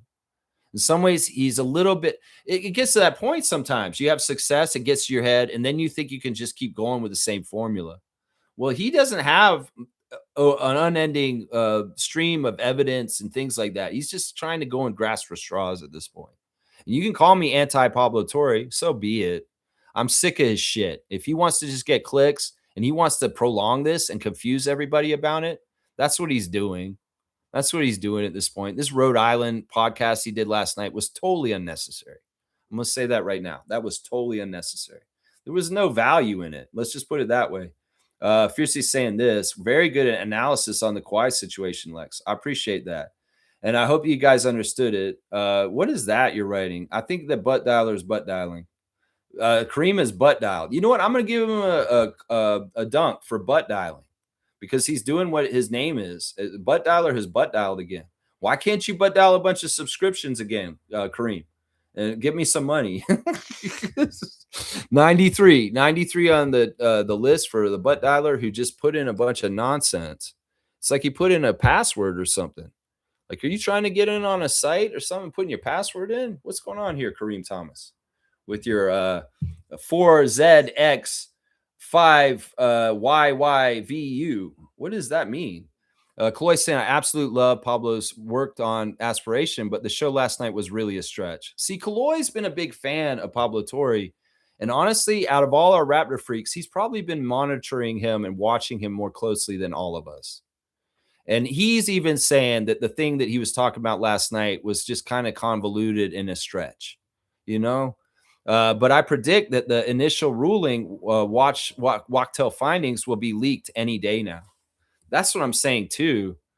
I don't know if they'll leak the investigation. I don't think that's what's going to happen. They'll leak the punishment maybe a little early than it comes out, maybe. But I don't think they're going to be tight-lipped because they don't want any of this shit out. And even some people have said on the Pablo Torre podcast that this investigation is paperless, that they're not trying to have any evidence from what they find out. Like Adam Silver will tell them, and the U.S. government does this too. Don't leave any evidence. Don't leave a paper trail. Just, keep records in a certain kind of way, but don't leave any paper trail. And I think that Adam Silver is going to do that with this. In some ways, he's part of the cover up. And I would say that this leak prediction, I don't know if this is true, because I don't think we'll ever find out the actual findings or investigation stuff from Wachtell. I don't think they'll ever release it publicly. And in some ways, I get why. They don't have to legally. They don't have any responsibility to the public to release the investigation or the findings at all. They only have to announce the punishment and the process. That's all. They don't have to share any of this shit with us. And it could very well be we're much older people, and decades from now, it all comes out. We can see it then. But I could see Adam Silver putting a tight lid on it all and not letting any of the information out and saying, well, this is internal NBA investigation business, and it's not for the public. I'm sorry. What were your findings? What are the investigation? I'm sorry. We're not going to release publicly the findings of Wachtell. I don't think they will. Pablo Torre will probably try and figure out a way to find it and release it himself. That's probably what will happen if that does get leaked. It won't be from the NBA. Smooth saying this, per reporting, Raptors Clippers still completing the trade despite arbitration. That's what I'm saying. They may be listening to me, and they're like, hey, sources are saying that the Raptors and the Clippers will do the trade still, even if there's arbitration going on. Duh, that's what I just said on the stream, because that's true. That's what Josh Lundberg was trying to tell people last night on Blue Skies. He said, even if they go into arbitration and they're trying to figure out whether the punishment is right or not, and Steve Ballmer fights it, Kawhi can still play. Kawhi can still come. But the wording will scare Raptors fans and make them think, well, this is going to get dragged out till 2027. He's never going to play for us. No, that stuff is separate. And in some ways, the only thing that's holding things up is the punishment. We have to find out the punishment, and then Bobby will make his decision. That's the only thing. The rest of it all after that, as soon as we find out Kawhi's this or that, Bobby says, okay, this is what it is. We're doing the deal. Let's do the deal, Steve. Boom, click, boom. And then Kawhi's showing up. And they could do all the arbitration and all this other bullshit, the appeals, Steve Ballmer fighting it, while Kawhi's playing for the Raptors. That's the thing they're not telling you explicitly, Raptors fans, that's making y'all Chicken Little and be scared. That's the thing right there. That's the one key thing that they're leaving out to make y'all think that this is all so much worse than it is. Seriously. Kaloy's saying, laugh my ass off. I'll be laughing my ass off if because of the arbitration, the punishment is doled out and Kawhi is already retired. Ha ha ha. Ha ha ha. Yeah, I don't know if that'll happen. Kawhi's probably going to play at least 2 more years, if not 3. Actually, his contract with us was supposed to be for 3 years. He'd play the last year of this contract, and then he'd sign a 2-year extension. Some people were confused about that, thinking that Kawhi will only be on our team for 2 years. But the plan is for him to play his final year of this contract he's on right now, and then do an extension for 2 more years beyond that. That's the plan with him right now. That's the timeline with him. We should have him for 3 years. Chloe's saying we saw that hug from Scotty to Brandon. I think it will be fine if we need to play with them. First of all, Brandon Ingram is not mad at anybody. He could come into Bobby's office and say, why'd you try and trade me? But he's not going to be mad at Scotty, RJ, or Emmanuel, or any of his teammates. They have nothing to do with this shit. So it's like, I mean, everybody thinking, oh, he's just going to be so mad. Once again, I think you're projecting your own emotions on this shit, and you're thinking for him. Once again, what has Brandon got to be worried about in his life? He's got a beautiful rock star girlfriend. He's probably got all the weed in the world that he wants. He's probably gets to have the most fun and all kinds of things in his life all the time. Bro's happy-go-lucky. And in some ways, he ain't hating life. He's not upset. He's not disgruntled. He's go with the flow kind of guy. He's like, yo, whoa, Raptors just traded me, man. The Clippers. Oh, well, I guess, I mean, I love being Toronto, but oh, well. All right, let's see, LA. What's it all about here? You know, he doesn't seem like that kind of guy that holds his grudges. He just doesn't. He's a very simple guy. He loves basketball. He just wants to play. He's a very simple guy. Very, very simple guy. Kaloy saying, I don't think they'll release it, but I think they'll get leaked somehow, some way. That's probably right. That might be right, but it may not be leaked or found out or told about until a tell-all book like a decade from now. Maybe remember the summer of 2026, And the aspiration scandal, here's all the details finally in this tell-all book from the Wachtell lawyer that was in the middle of it or something like that. I don't know. That could happen at some point. Unless Wachtell kills everyone involved, laughing my ass off. What? Wachtell is not a killing firm. They're a law firm. Chloe saying Bobby could approve the trade right now if he wants to, but he's probably do it once the initial punishment is pronounced. Yeah, that's what I've been saying consistently this whole stream. All right, yeah, this is important. I don't totally want to overdo talking about the Kawhi situation, but this is important because I want to keep Raptors Nation as informed as possible, to read between the lines, use critical thinking, and to understand this is actually what this is. And hopefully I've illuminated things for people in a much better way so they can understand. Wow, we're doing an Alexathon. We're going to get to 3 hours. So let me check on some more of my tabs real quick. You know, guys, I want to do the straight goods on Canadian goods right now.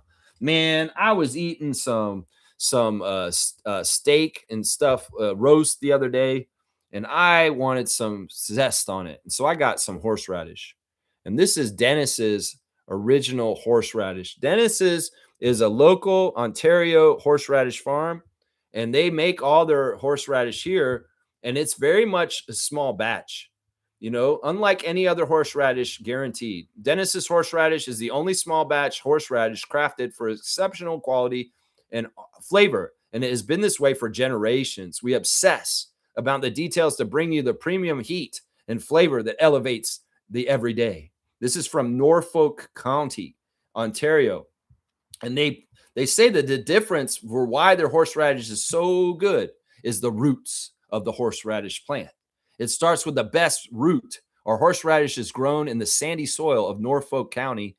The ideal growing conditions here produce hotter, larger, and tastier roots than anywhere else in North America. Does that sound good to you? Are y'all horseradish fans? Well, get your straight goods on Canadian goods, straight up Ontario horseradish, Dennis's original horseradish. There's that maple leaf on there. That's right. And it's small batch and it's very local. That's another thing that we should be thinking about is where does our food come from? Is it locally sourced and it's have to be transferred by planes and jets and trucks and that cause pollution? No, keep it regional and get the horseradish in your province. But in Ontario, it's Dennis's. So yeah, Dennis's horseradish. You'll find it at most grocery stores in Ontario. There's your straight goods on Canadian goods. That's right. All right, HD, let's check in with we're on the last line of the gate of 31, gate of influence, the leader influence gate. And we're on line 6, which line 6s are usually a completion of the energy of that gate. And this is very much the leadership gate. And word for today is application. So after we have looked through whether we have leaders that we can trust, leaders that are right for us, that look for our wants and needs as the people instead of moneyed interests, this is the whole theme for this week, is to understand the right leaders are the leaders that actually do the will of the people. So in a detriment, the application could be a superficiality, an application that borders on hypocrisy and is justifiably treated accordingly. The hypocrisy according to leading in words, but not action. So basically, it's like, how do you apply your leadership? Are you doing as I say and don't do as I say, but don't do as I do? I won't do what I'm saying you should do. I'm a hypocrite. Like Trump will say, oh, you should do this and you do this, but he's doing the crimes behind the scenes himself.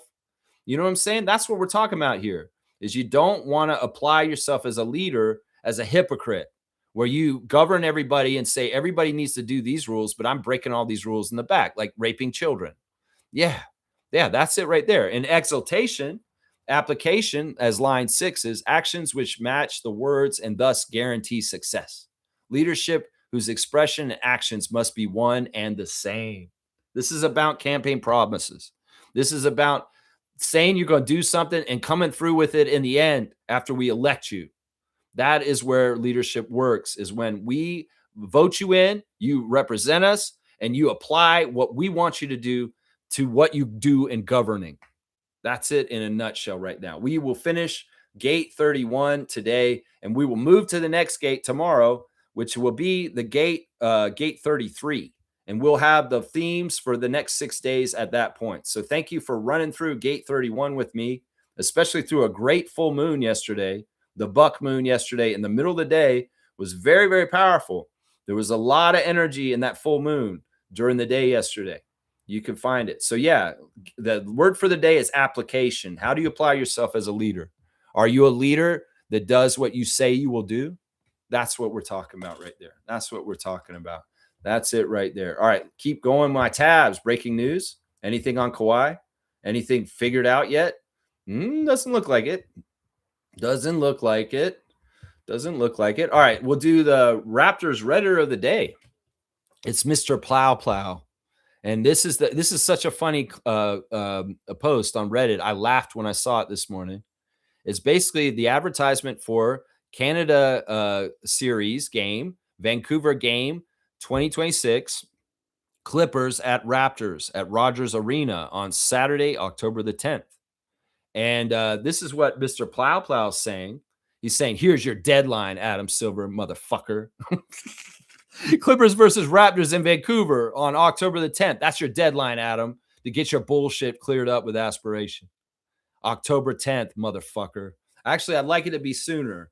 I'd like it to be before Quebec City and training camp. It has to be before then. I would say the deadline for Adam Silver to hand out a punishment should be ASAP, but no later than October the 1st. How about that? That's 2 whole months. So a lot could happen very quickly soon. I mean, there is a world where he puts out the punishment and arbitration and all this stuff happens still before October the 1st. Because we got 2 months, August and September still. So yeah, thank you to Mr. Plow for your hilarity, saying there's your deadline, Adam Silver. It's October the 10th, Clippers versus Raptors in Vancouver. Hilarious. I love when the Raptors Redditor is actually funny. And it's actually something I can get behind. All right, that's the Redditor of the day. All right, let me go ahead and get the card. Hopefully there's enough of y'all here that like to play the classic card. You stuck with me through the Lexathon to get the points. That's right. You got to do the marathon to get to the goal. That's right. All right, we'll do this guy here. All right, this is the classic card of the day. I'm running out of cards in my box, but that's all right. I can replenish them in some other way. All right, let's see if you guys can see it, even with the reflection. Maybe too easy. We'll have to see. Do you guys know who this Cleveland Cavaliers legend is? Like, seriously, is that who I think? Yeah, it is. Even though his face looks weird. Charles Smith. Slug DZ thinks that's Charles Smith. No, it's not Charles Smith of the Clippers and the Knicks. His face does kind of look like Charles Smith. I can see where you think that. If it was a Knicks jersey, you'd probably be right. But it's a Cleveland jersey. So it's not right. He does not play the position that Charles Smith played. You know, Charles Smith, there were 2 Charles Smiths in the league at that time.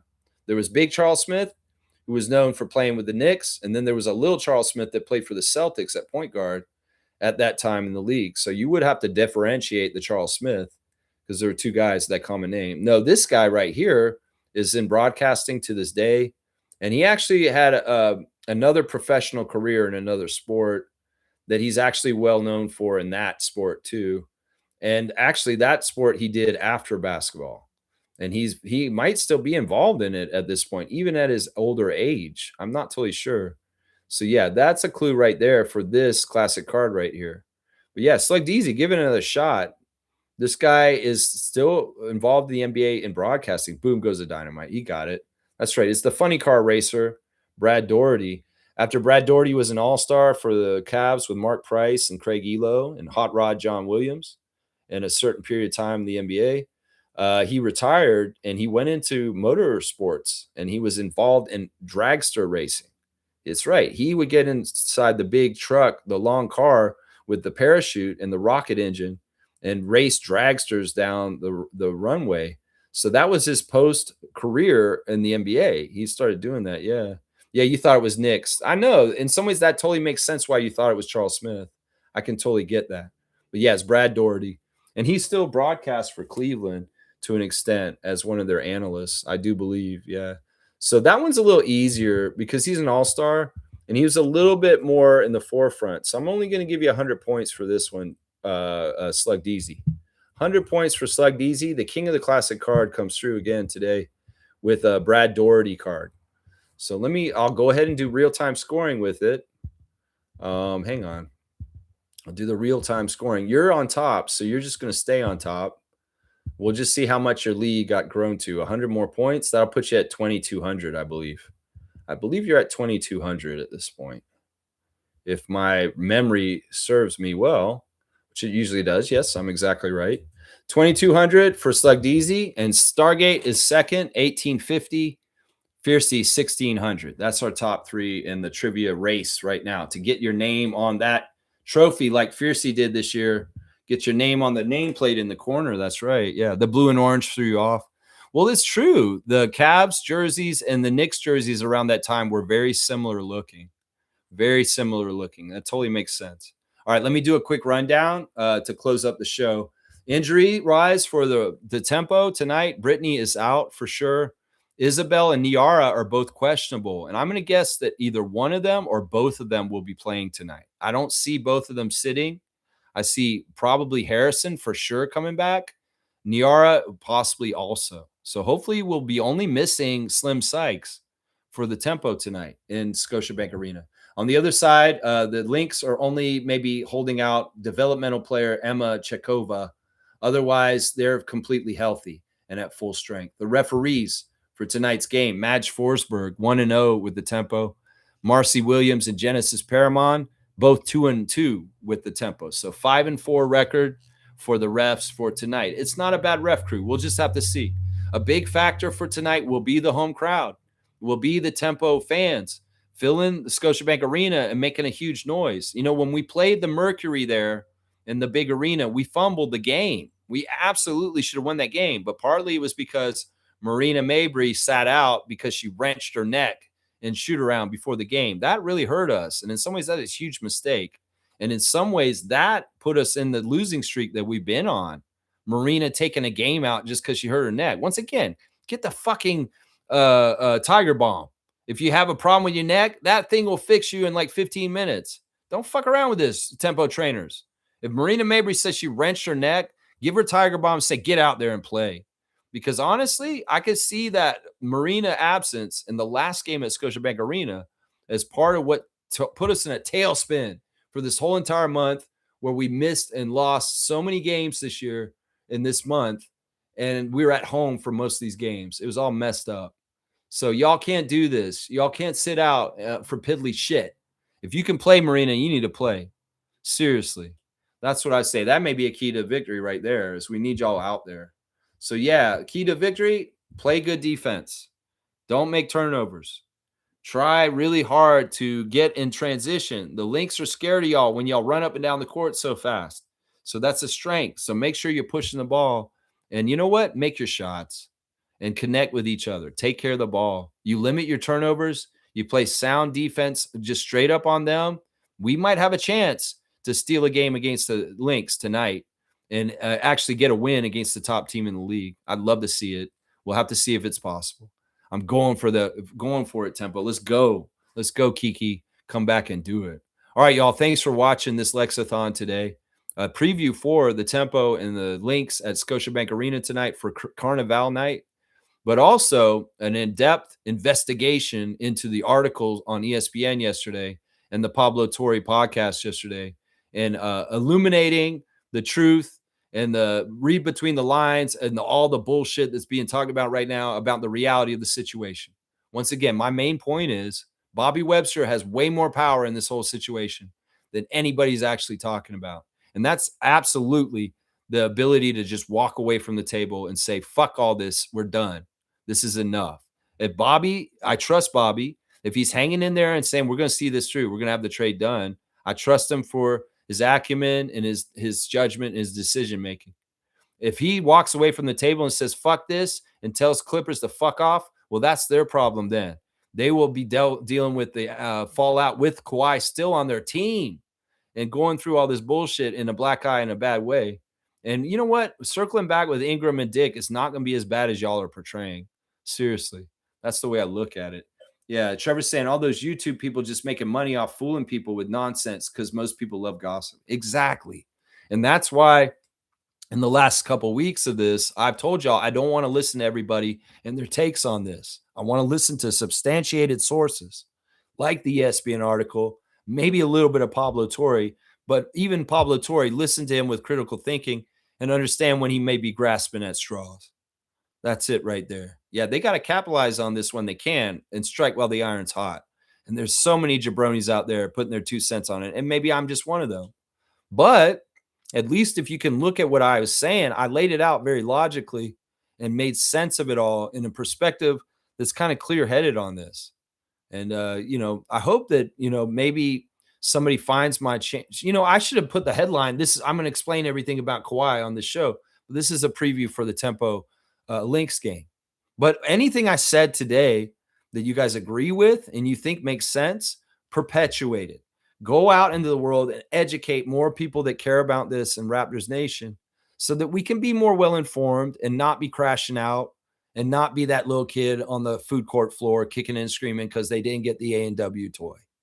Because we have to be men and stand on our own 2 feet, men and women, and stand on our own 2 feet just in pride and say, you know what, we're above this. We're mature. We're adults. We're not falling for this shit. And whatever the crisis is, whatever the issues, whatever the problem, we'll face them and we'll make the according decisions then. And that's the power of Bobby Webster in this instance that everybody's forgetting. And that they didn't portray it. The trade was paused by Bobby Webster. They should have put that article out. They could have easily wrote that article. ESPN could have said GM of the Raptors, Bobby Webster, pauses Kawhi trade. They didn't portray it that way. No, because they don't want to show that we have the power in this. Because we have the power to say yes or no in this situation.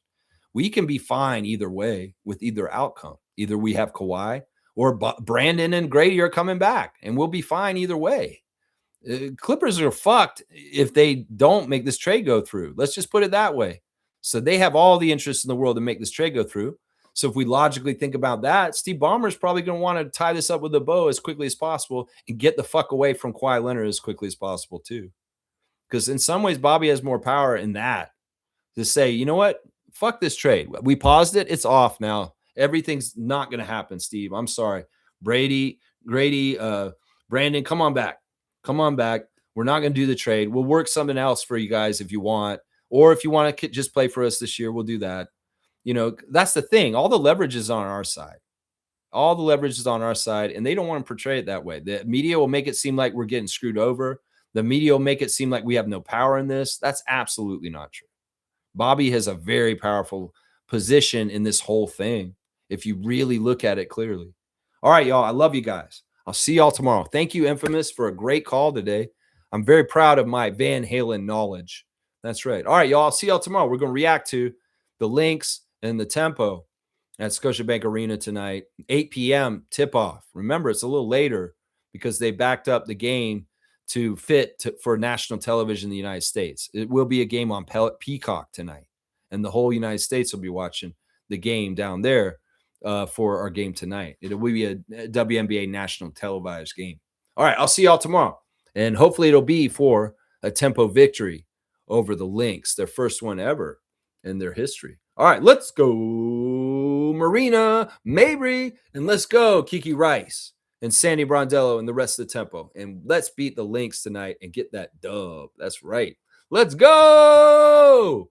Let's go. If you're lucky to go the game, go the game. But let's go. And watch CBL playoff stuff. It's coming up. It's really good. There's a good game tonight on the CBL also tonight. Let's go.